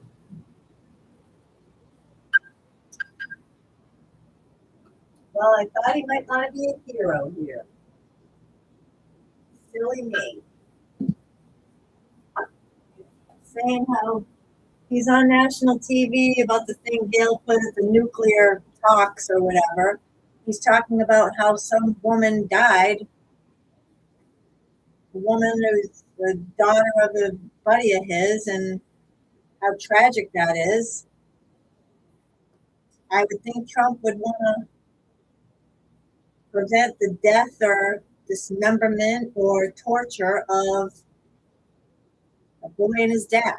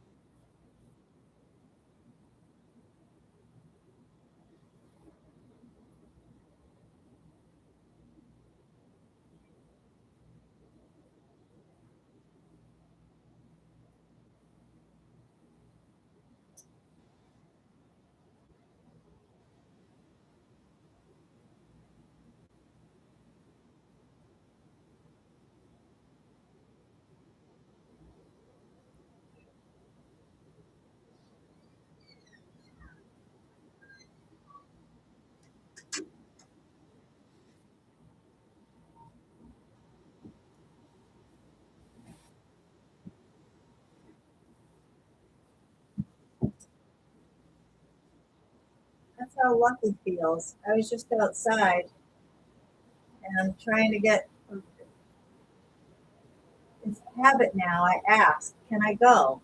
And he said yes, but then he said no. So Russell, spirit. Because I'm like, I'll go out 52 times in the middle of the night to bring things out there, kind of teasing him the whole way. And then the fucking alarm goes off because Gail sets it off, or Ken, or both, or Devin, or whatever. Maybe the three of them are in cahoots. Father, Son, and holy fucking crackpot. So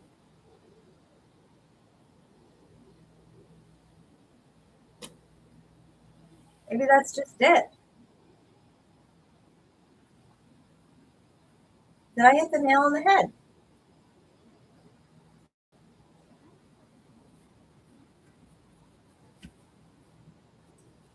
Gail, Ken, and Devin,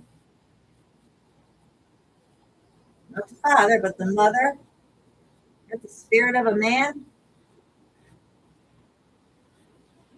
the mother, the son, and the Holy Spirit, who can change forms, spirit people, the conscience. I'm your conscience on this side, or whatever, the right side, saying, hey, this is the right thing, do this. Devin, that conscience is on this side, saying to you, yeah, but what if somebody's watching and they think you're a pedophile? What if you're wrong? What if you show up and Deb's like, what if this is a giant setup and you're the one going to jail if you show up? I don't know what sick things her and Devin and Ken are doing to you guys on social media or just in your heads popping in there. I'm pretty sure that's Gail pretending to be Devin. Sorry. Am I tough? Oh, no, I'm not tough. Is Russell tough? I don't hate when you do that. Russell, is that you? All right. So Gail can do this shit to me. Make me try to pick my nose, do that. I'm talking tough. Gail has access to my limbs and touches and things like that. Is that her? She's saying that I'm tender. I'm sensitive. I'm sensitive to touches. She's tough. I'm not. I just talk tough. But when she hugged me out there and it was too long, I was afraid of her. I'm afraid of an 87-year-old woman. Me, and also a little bit of Parker, because I don't want to go out and talk to him. Well, I don't know what he's going to say to me to make me feel stupid or crazy. I couldn't take that. Couldn't take that from him. That's why I don't want to face him. I would face Parker if somebody had my back. That's why I only had the guts to put a note on the door.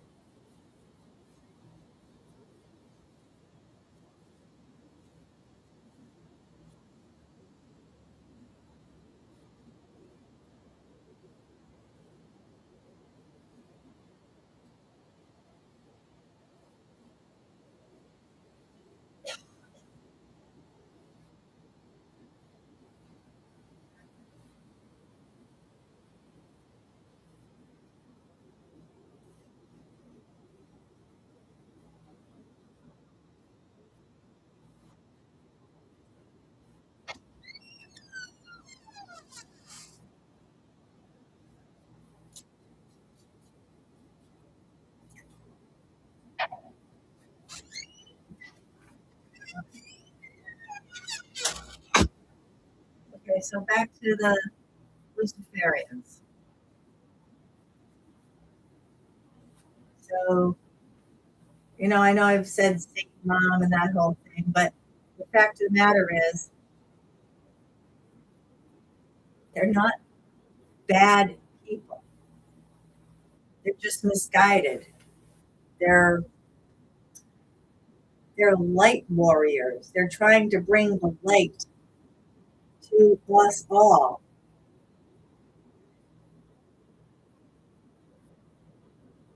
I don't know if they think you're ready or not, but I do believe the mother wants what's best. He thinks the children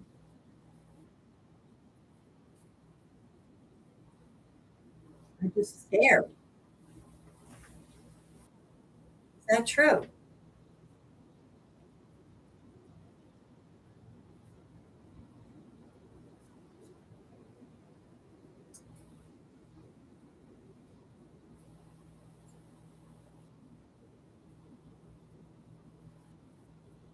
Ken and Devin are in big trouble.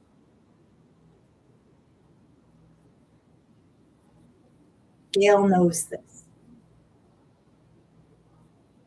I don't know if she's trying to protect them long enough for them to make a clean getaway. I imagine that's what it is.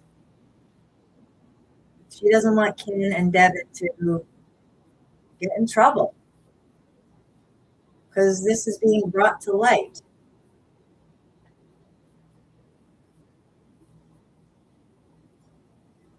I'm not interested in getting anybody in trouble right now. Just interested in saving people who are either mentally traumatized or physically traumatized. Just interested in saving people, getting them to safety where they feel safe and loved and cared for. I can give that to anybody who needs it. They can feel safe and loved and cared for. I don't know any other way.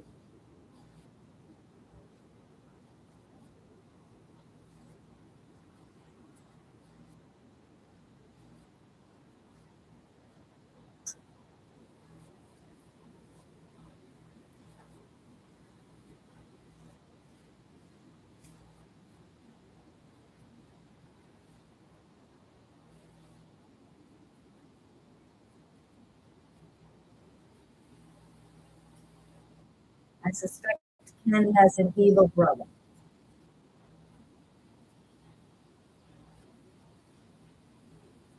or at least someone who poses as Ken. Is that true, Russell? Yes.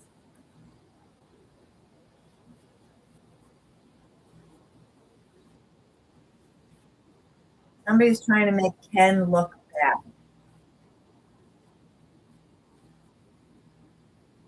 And perhaps that's the real Satan.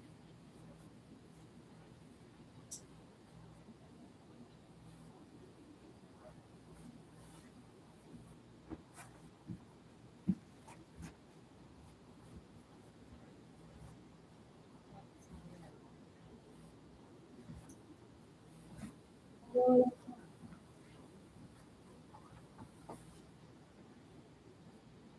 I do a split window here?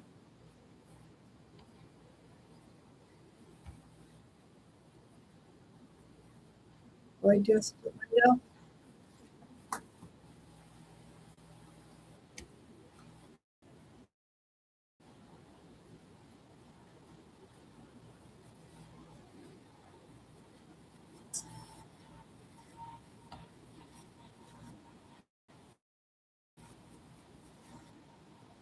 Oh, cool. They can still see me, but they're talking about the election from 2024. Who cares?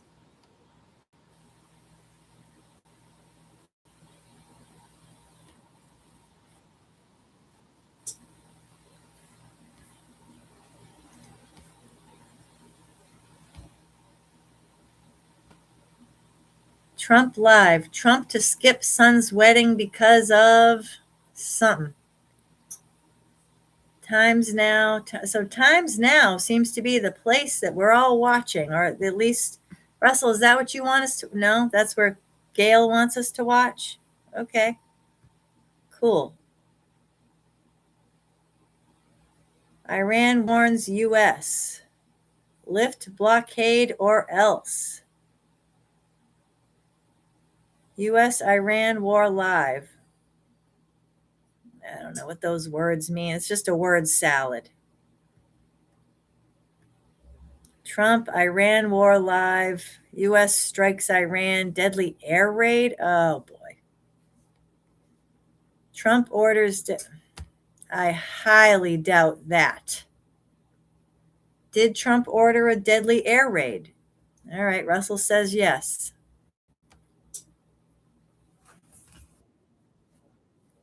Can Gail hijack my leg? Okay.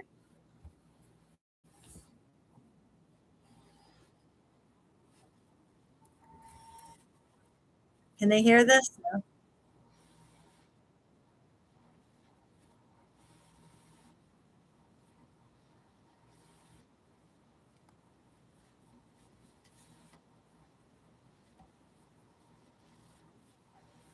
President Donald Trump has authorized a series of high-precision military strikes against strategic Iranian targets following an escalation of tensions in the Middle East.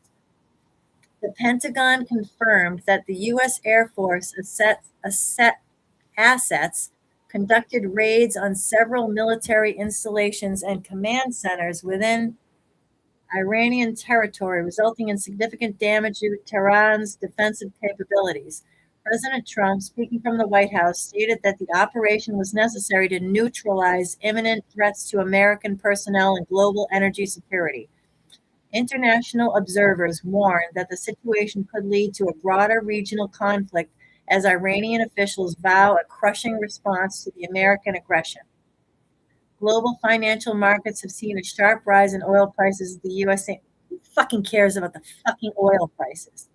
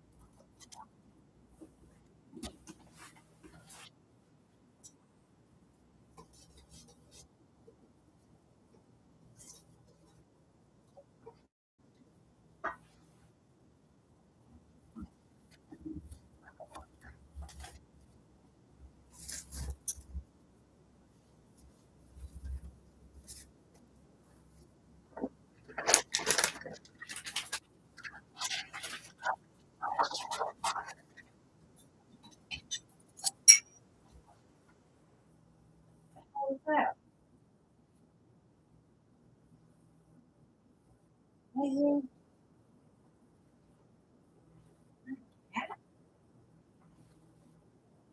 sounded like a cross between a rubber band and a cat. Did they hear it? No.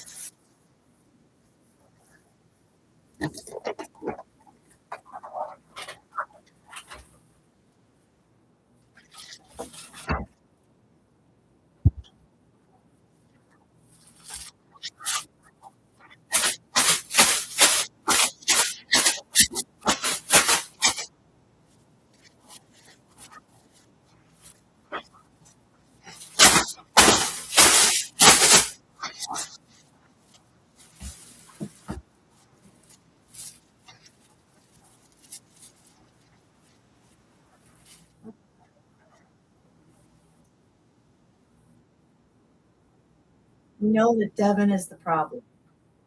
Ken's not the problem. Devin is the problem. Shape shifting as Ken, doing things, making it seem like it's him. Devin's the problem.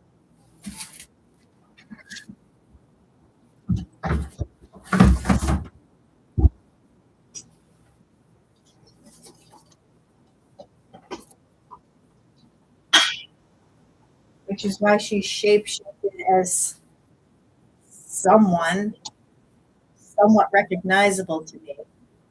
And came in here with the refrigerator repairman, claiming to be Ken. It wasn't the Ken I met and hugged me here. That was a very nice, warm, loving man. Very nice hug. He's a hugger.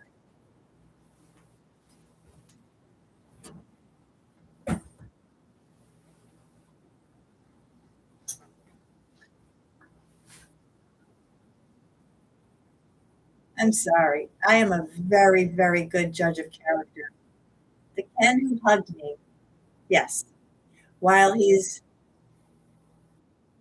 overly jerky about, whether or not I can pay. Sorry, true. Well, men are like that. They're controlling and he wants to have his money, and I don't blame him for that. I don't like what he said about the fireplace thing, but fine, whatever. That's not a big deal. My dad's afraid of fire too. So, and this is a nice place. He doesn't want it to go up. He spent a lot of work on this, and he doesn't want my carelessness to. He doesn't know me. He doesn't want my carelessness or my crying over my son to make a problem, especially when his mother lives next door. Anyway, that ain't the Ken who's wreaking the havoc. It's Devin posing as Ken. For all I know, she's hijacked his phone and I don't know what she can do. I'm just saying, Ken Van Cleek is not the problem. Neither is Gail. It's Devin.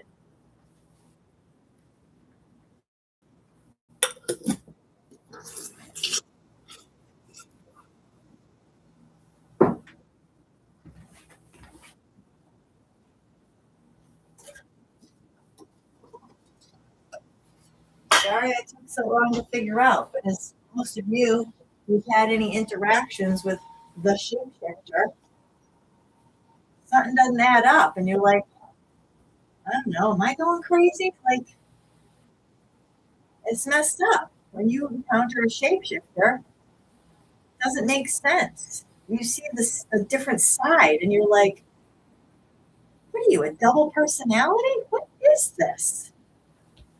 That's what I saw with Jim. He would turn on a dime. Like the guy who on our second or third date or took off all his clothes on the front porch and at the middle of the night, and that ain't the Jim who bit my head off and Joe's head off for moving those umbrella stands to the pool. Different guy.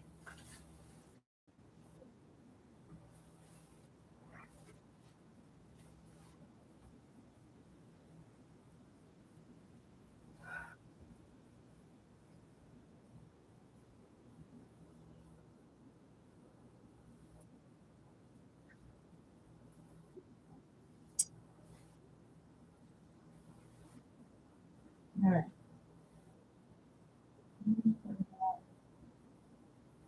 Eggs.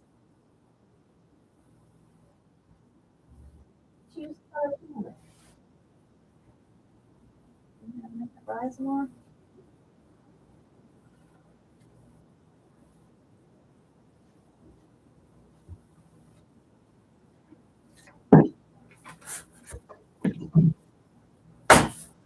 Butter.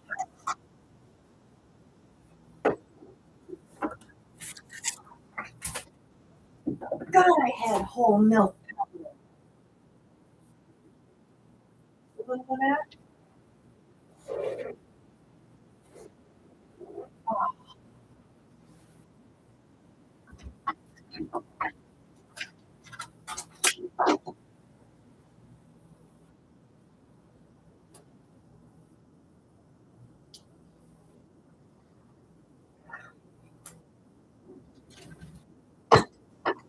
Can't open it?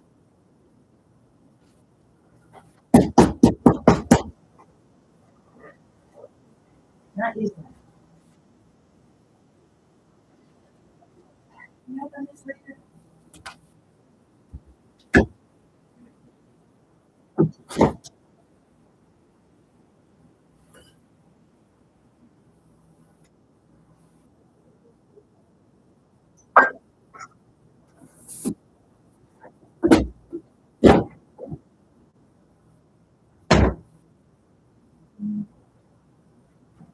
Dressing. Well,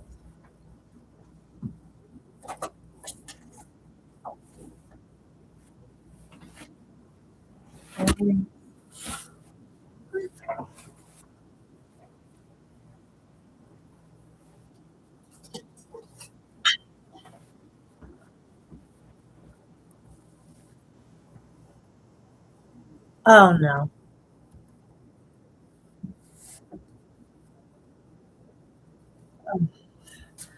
Egg Seth is talking peace through strength with every strike. Keep striking. What?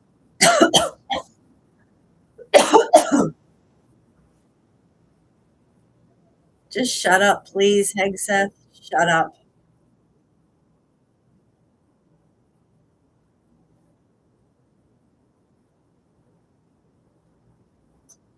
Uh,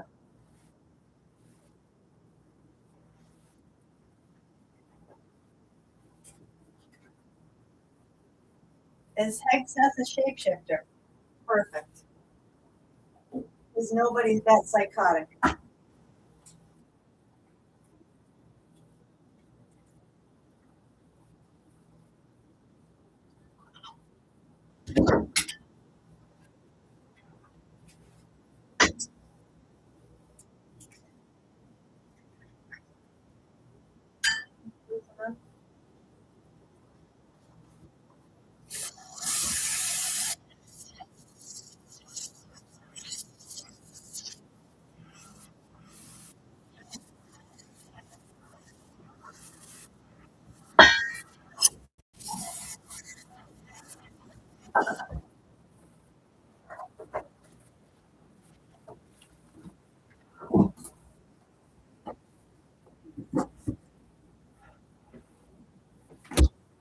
This is my angst.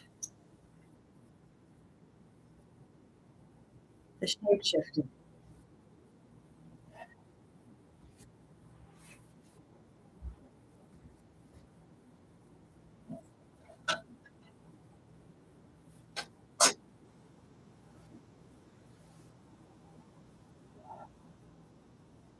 That's what makes me sad. This is what people think is okay because this turkey is gobbling up a storm of strikes. Maybe he gave up smoking and he just wants to keep striking out like a cobra because he wants his cigarettes. He heard me say only 5 cigarettes a day, and he's like, "Oh, that ain't enough." Lurking about.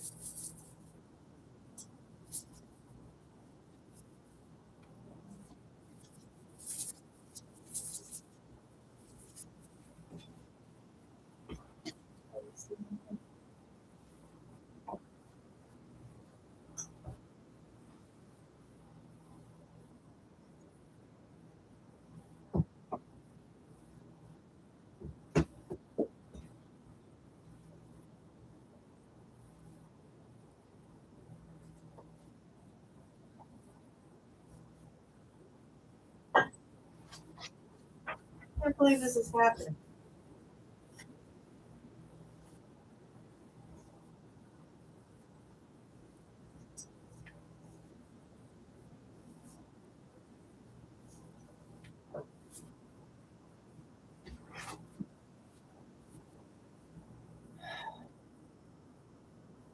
All right, who's ever listening,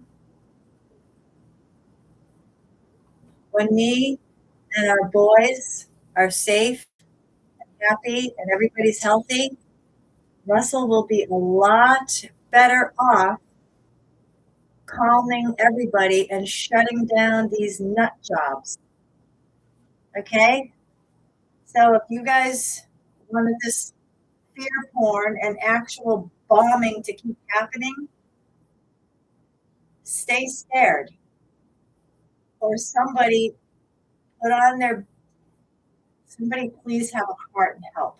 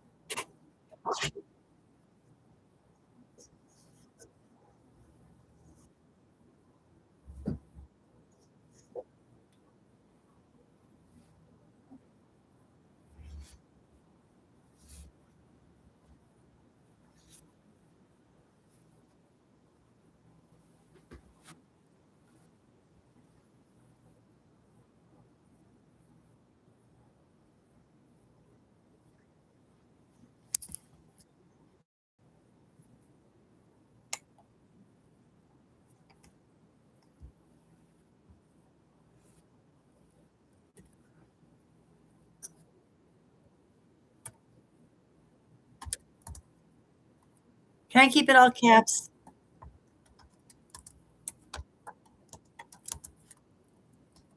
Anyone.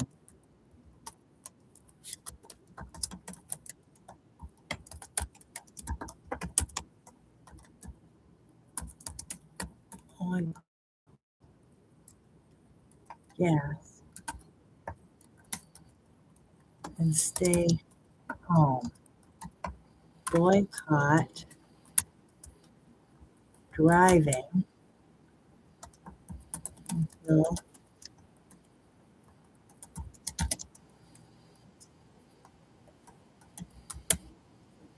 ridiculous waste not.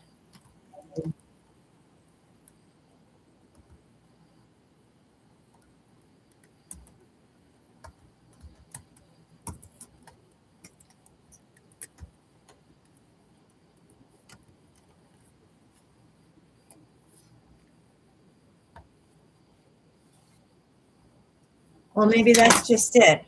Trump's ordering the lockdown so that nobody's driving, nobody cares about the fucking gas prices.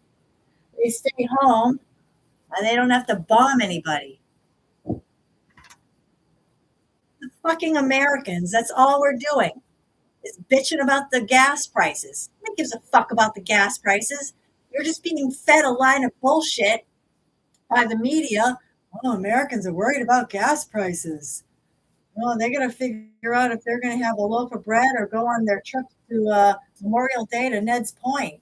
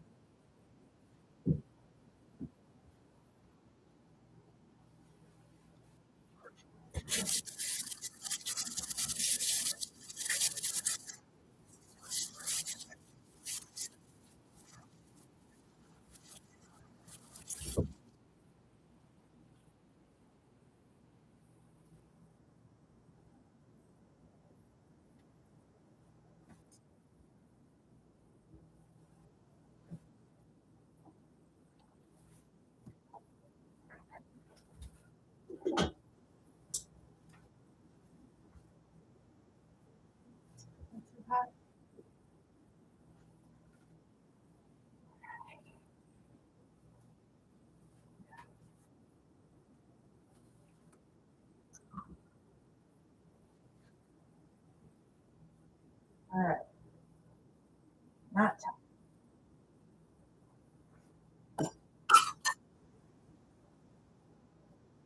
Not tough.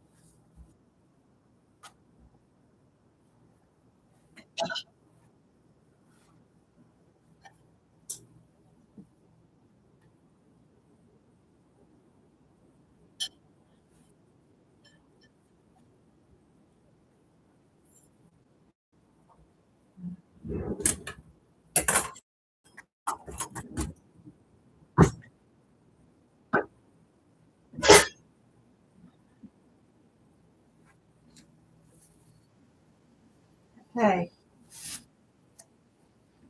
Only two vessels in 13. It's Russell and Lucky.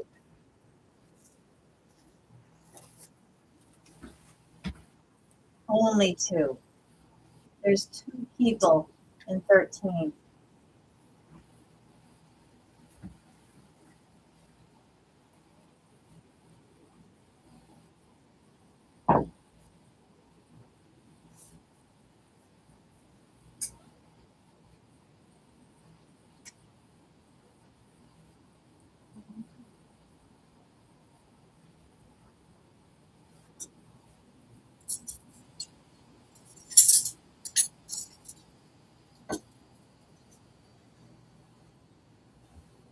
I'm sorry to tell the people of Northbridge that, but someone just died, and it's somebody who could have helped and chose not to. Russell spirited them to help, and they dug in their heels and said, "Nope, I'm going in the shower and going to the store." So they had a heart attack.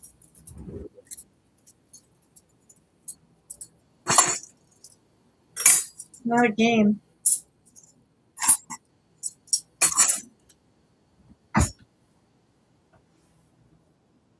When you feel the spirit strong, and I've done it myself, which is probably why I'm in this position. When you feel the spirit strong and you don't do anything, karma's awful.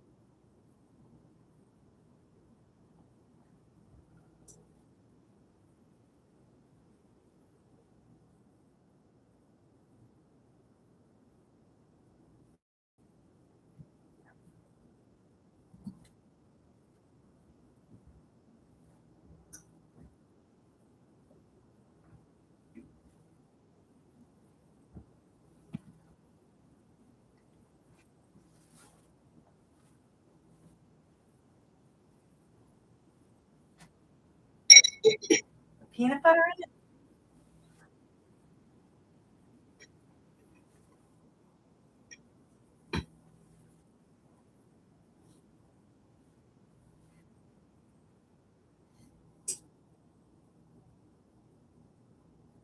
Did he ever go to Epstein Island? He did. He lied. Trump just said he never went to Epstein Island. Russell said he did. Well, who would admit to it? But the fact that he had to say, I didn't go, well, now we think you did. You think thou dost protest too much. Something like that.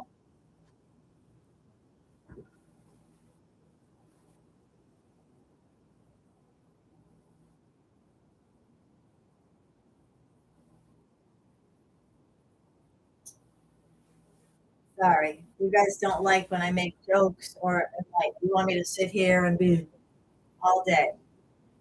Well, that doesn't get anything done and that doesn't whip you guys into shape. You need to see me be happy, and then you need to see Russell point to my back and say, they don't like it, so I can say to you, you're the fucking problem. If you think me being happy for a moment, not quite happy, it was ironic.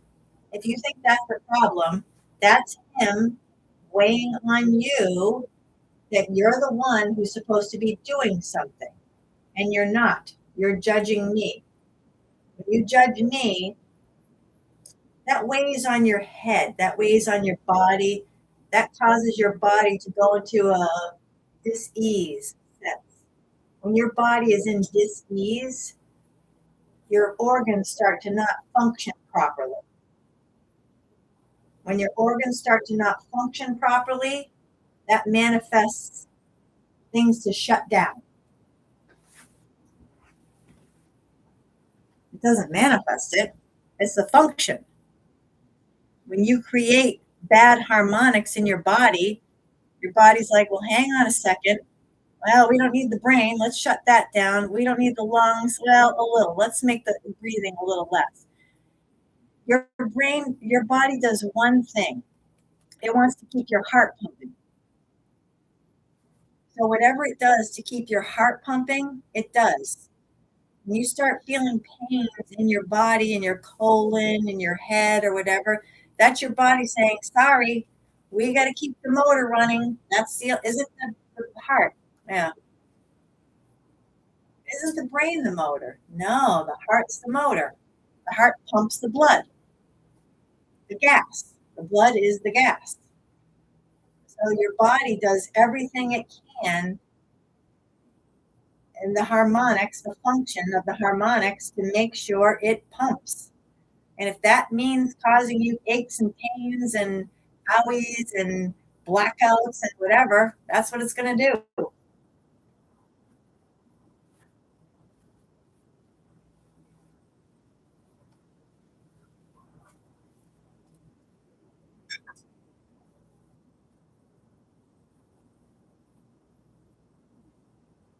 Still talking about the money.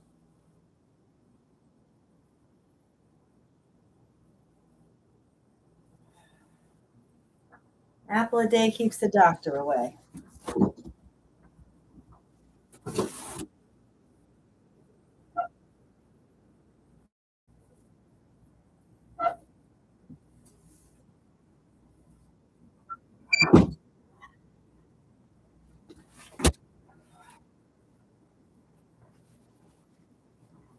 Well, if I'm going to mindless eat, I'm going to mindless eat on fruit, not popcorn. I'm not even hungry. I just want something to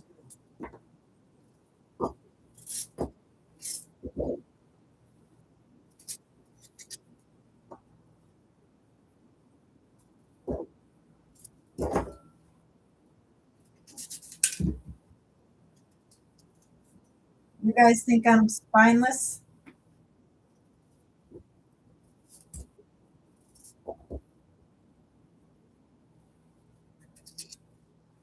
Okay, you can think that. As Russell says, and also my dad, A man convinced against his will is of the same opinion still. I don't need to convince you that I'm spineless. If you think I'm spineless, I'm spineless. Cool.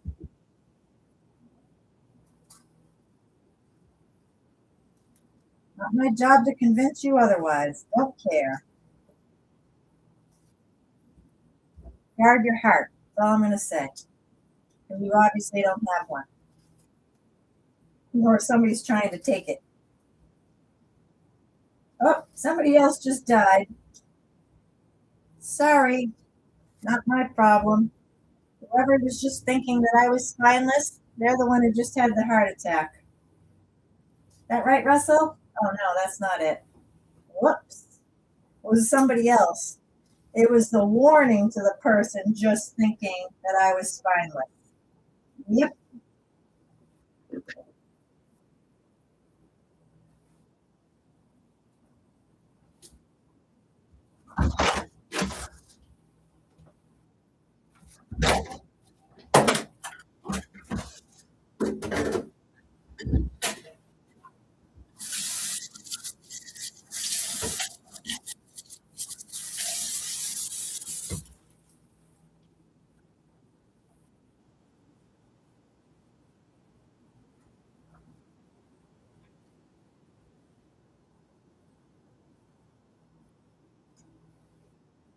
Oh,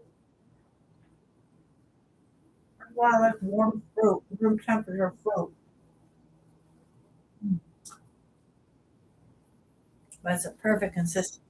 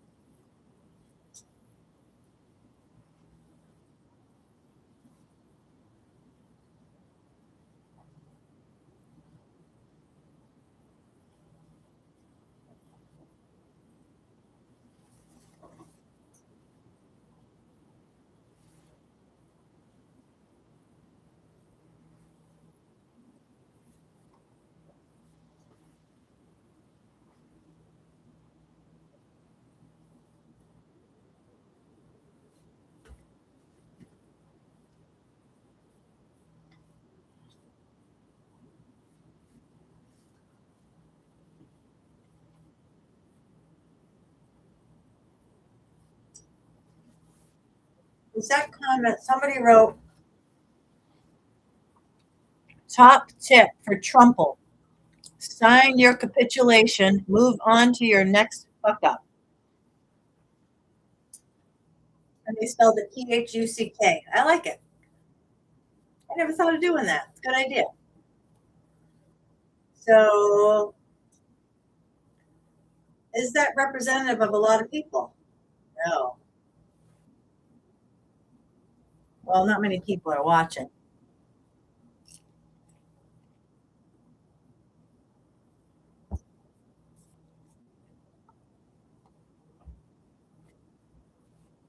That Gail.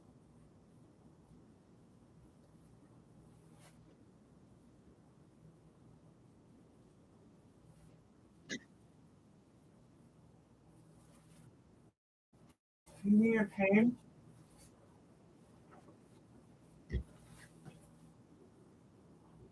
Except the military still fucking with me.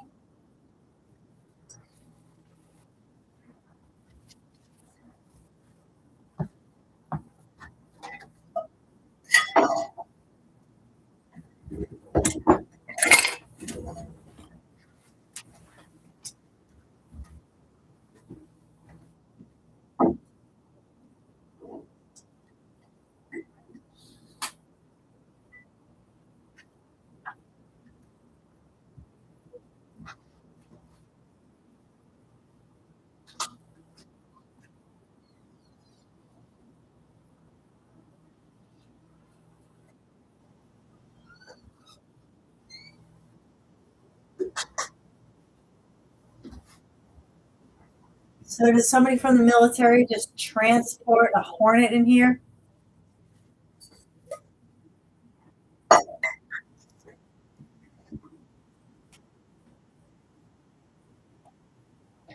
So military, the piece of shit's military, whoever that is. That's still the fucking state troopers. Ugh, Jesus.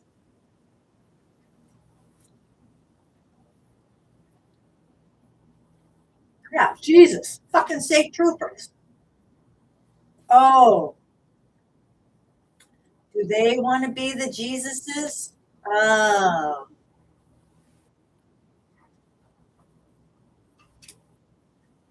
fine. You're the Jesus. State troopers, get over here and see what's going on the second floor.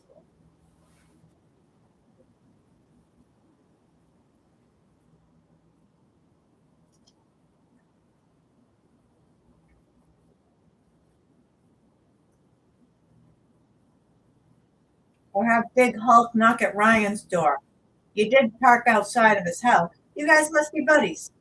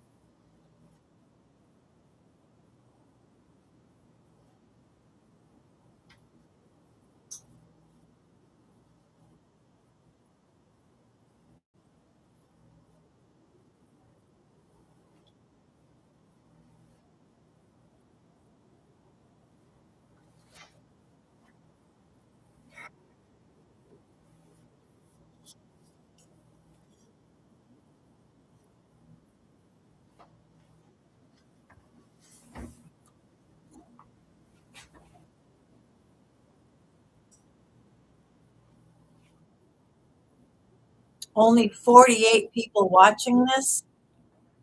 Ugh.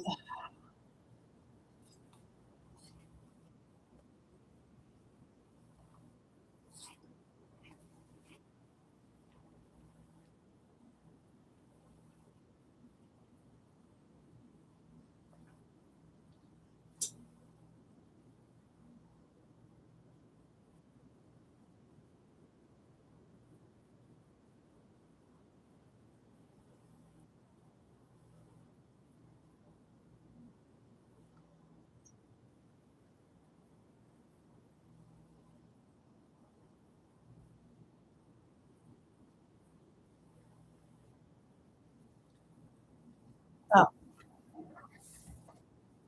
you're doing the right hands.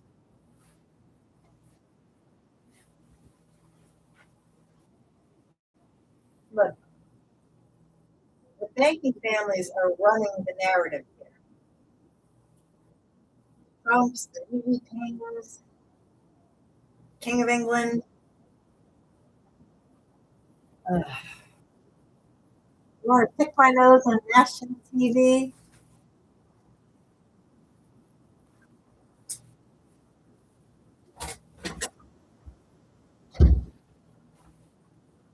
Are you picky about how I say it? No.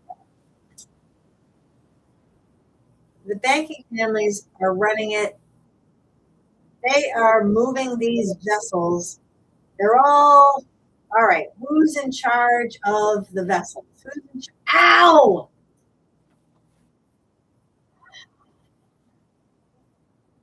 Russell, do I hate you?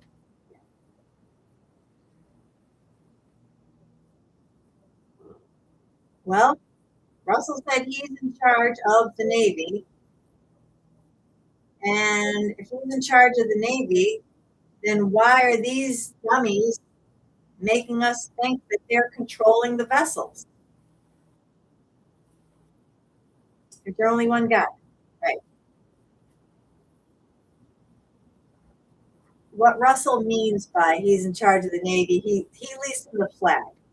They're not authorized to be doing any of this stuff, but they are not authorized, but they're doing it. Is that right? Right.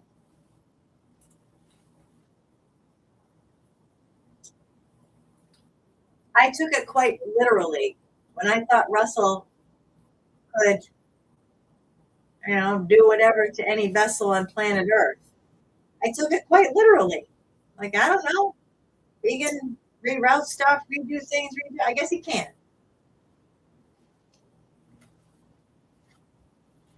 I thought he literally was God. Father Earth is just greater, smarter, whatever than everybody else. But he's still only one guy, one man. Can't make all your dreams come true. Father Earth helps those who help themselves.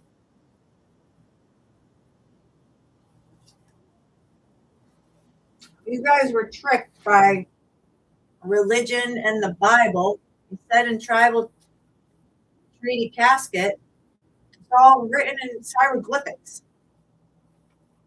You guys read the Bible, that's why there's Bible studies. What do they mean by that? I don't know. This is what I think. Really? You're dumb.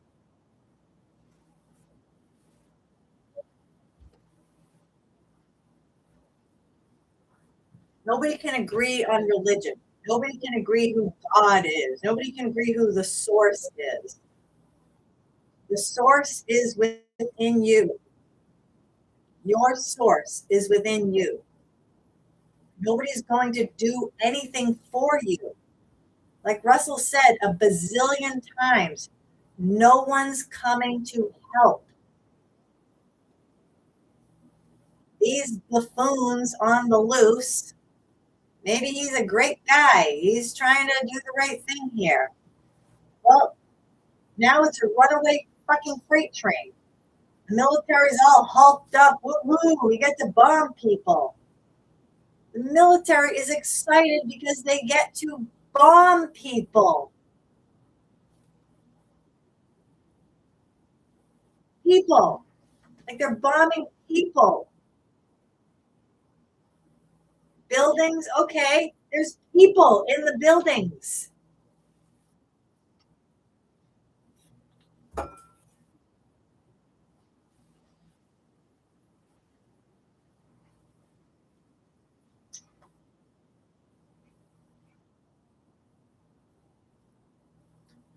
Russell, if you and Lucky are here, Joe, if you and Joe are here,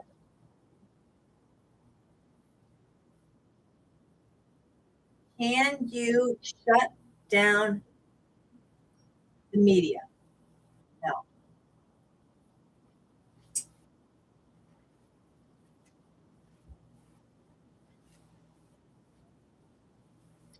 Can you help us change the narrative? No.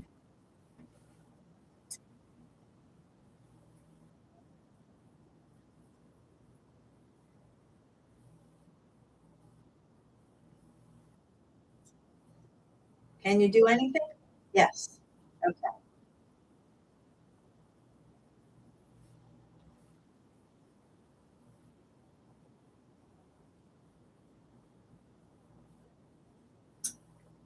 Can you have people?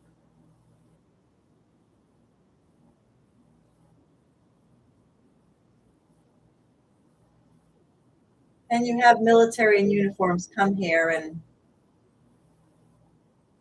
try to make sense of this for the people, fly us where we need to go to shut this buffoon down? All right.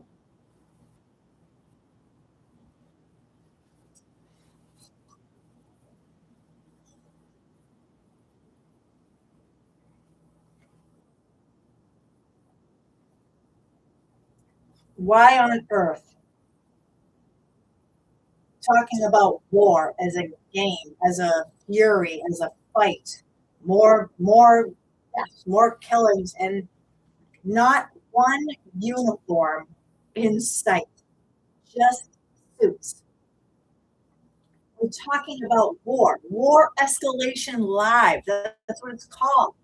Deadly air raids. And all I see are a bunch of fucking suits in front of a fake flag.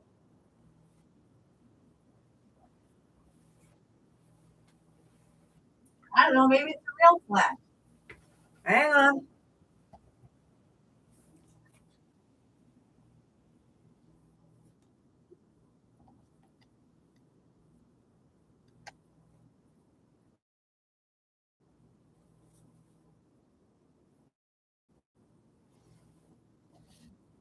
Well. Spire on top of that flag.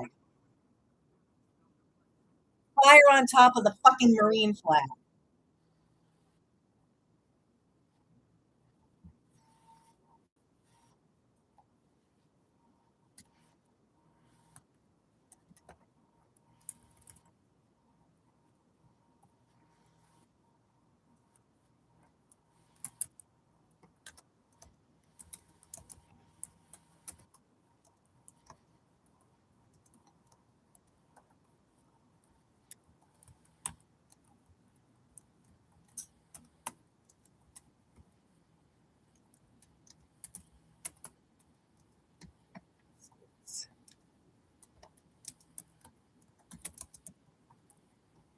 Terry.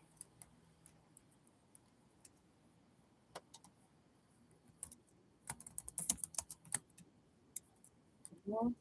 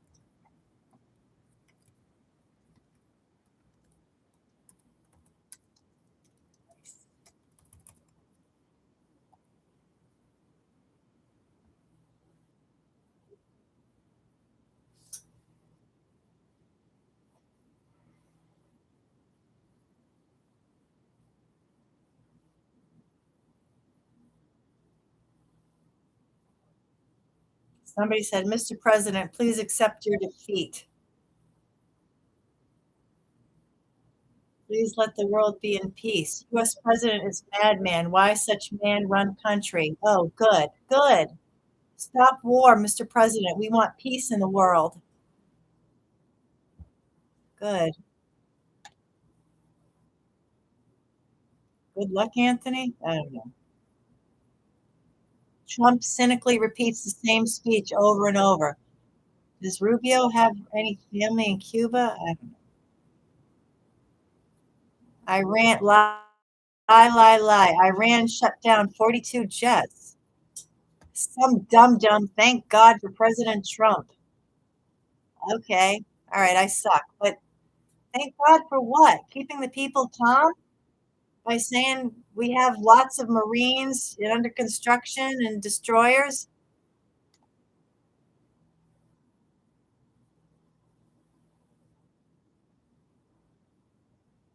He won't be ahead of any other country after all his achievements. Tells a lot about what U.S. has become. Somebody said we need a big surprise this weekend. President Trump, we need to act against Iran quickly. Oh, that's the same dum dum who said, thank God for President Trump. Act quickly. Doing what? How about we stop acting? How don't we just behave ourselves and stay home and don't drive? If the problem is the gas prices, then stay home. Call in sick for a few days.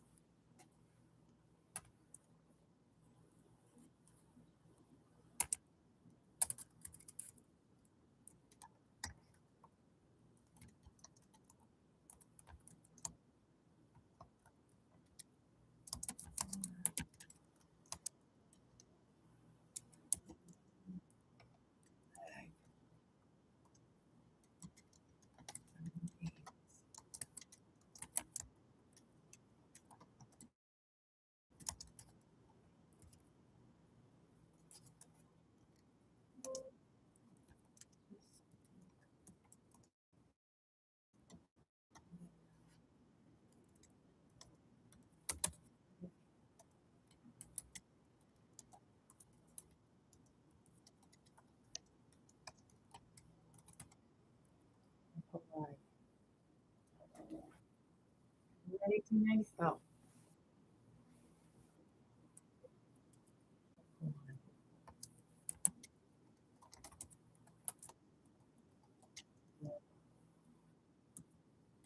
maybe. Sure.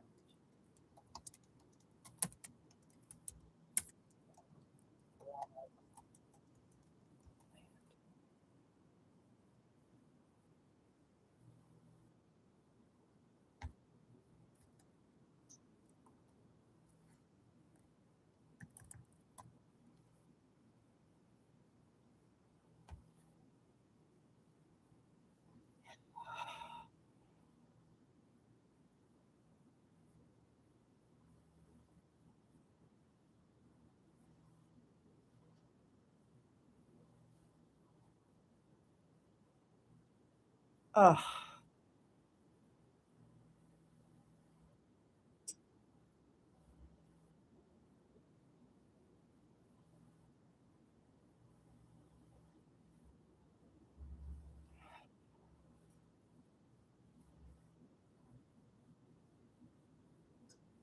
oh, I just wrote, in case anybody didn't know. So I wrote, there are spires on top of those flag standards behind these suits. Where is the military? You're talking war. Where is the military uniform? All I see is a bunch of tyrants at war with the people. There's a spire on top. That means you're at war. A spire, a spear. Ah, we don't like you. We're going to spear you. And then I wrote, there is also a spire on that Marine flag next to the United States flag. There's a Marine flag. The Marines are at war with the people, just like when they stormed the shores of Hawaii. They didn't want the natives in charge of their own life and land.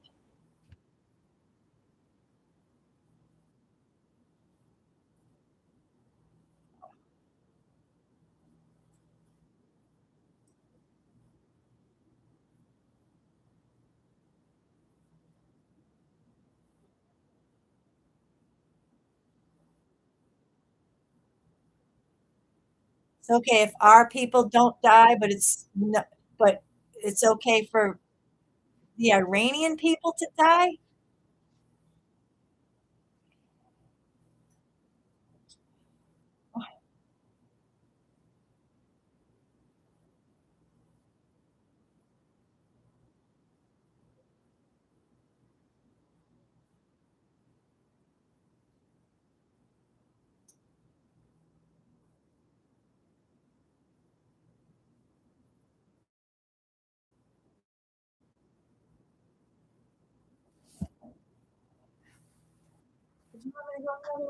Oh.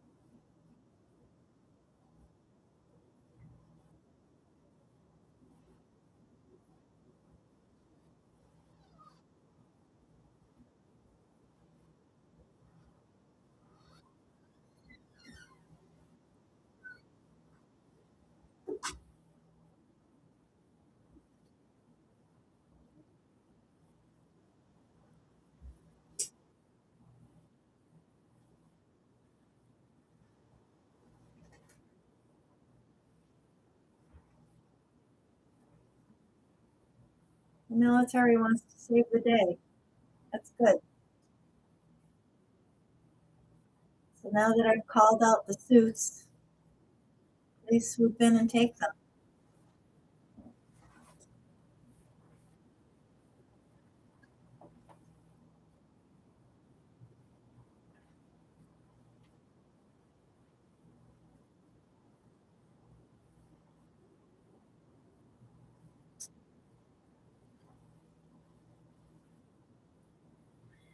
I imagine the Marines are the state police.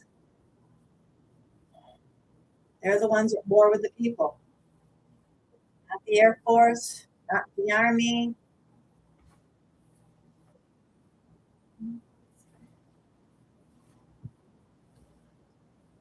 I don't know who the military is. I mean, I don't know. That's a Marine flag, isn't it? Well, I don't know if the Marines are at war with the people, but these people on stage in suits want all of us to think that the Marines are at war with us. And perhaps the Navy, and I don't know what kind of flag that is.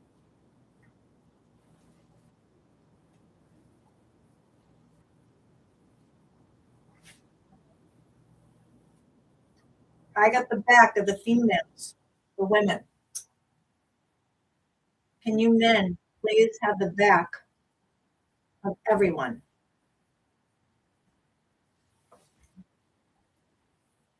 And go on stage and stop this ridiculous show. Don't go on stage, just go there and get them off the freaking stage. Even if there's only 47 people watching.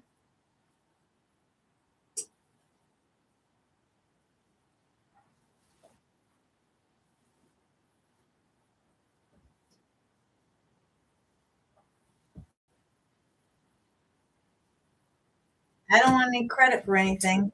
I say that. Yeah.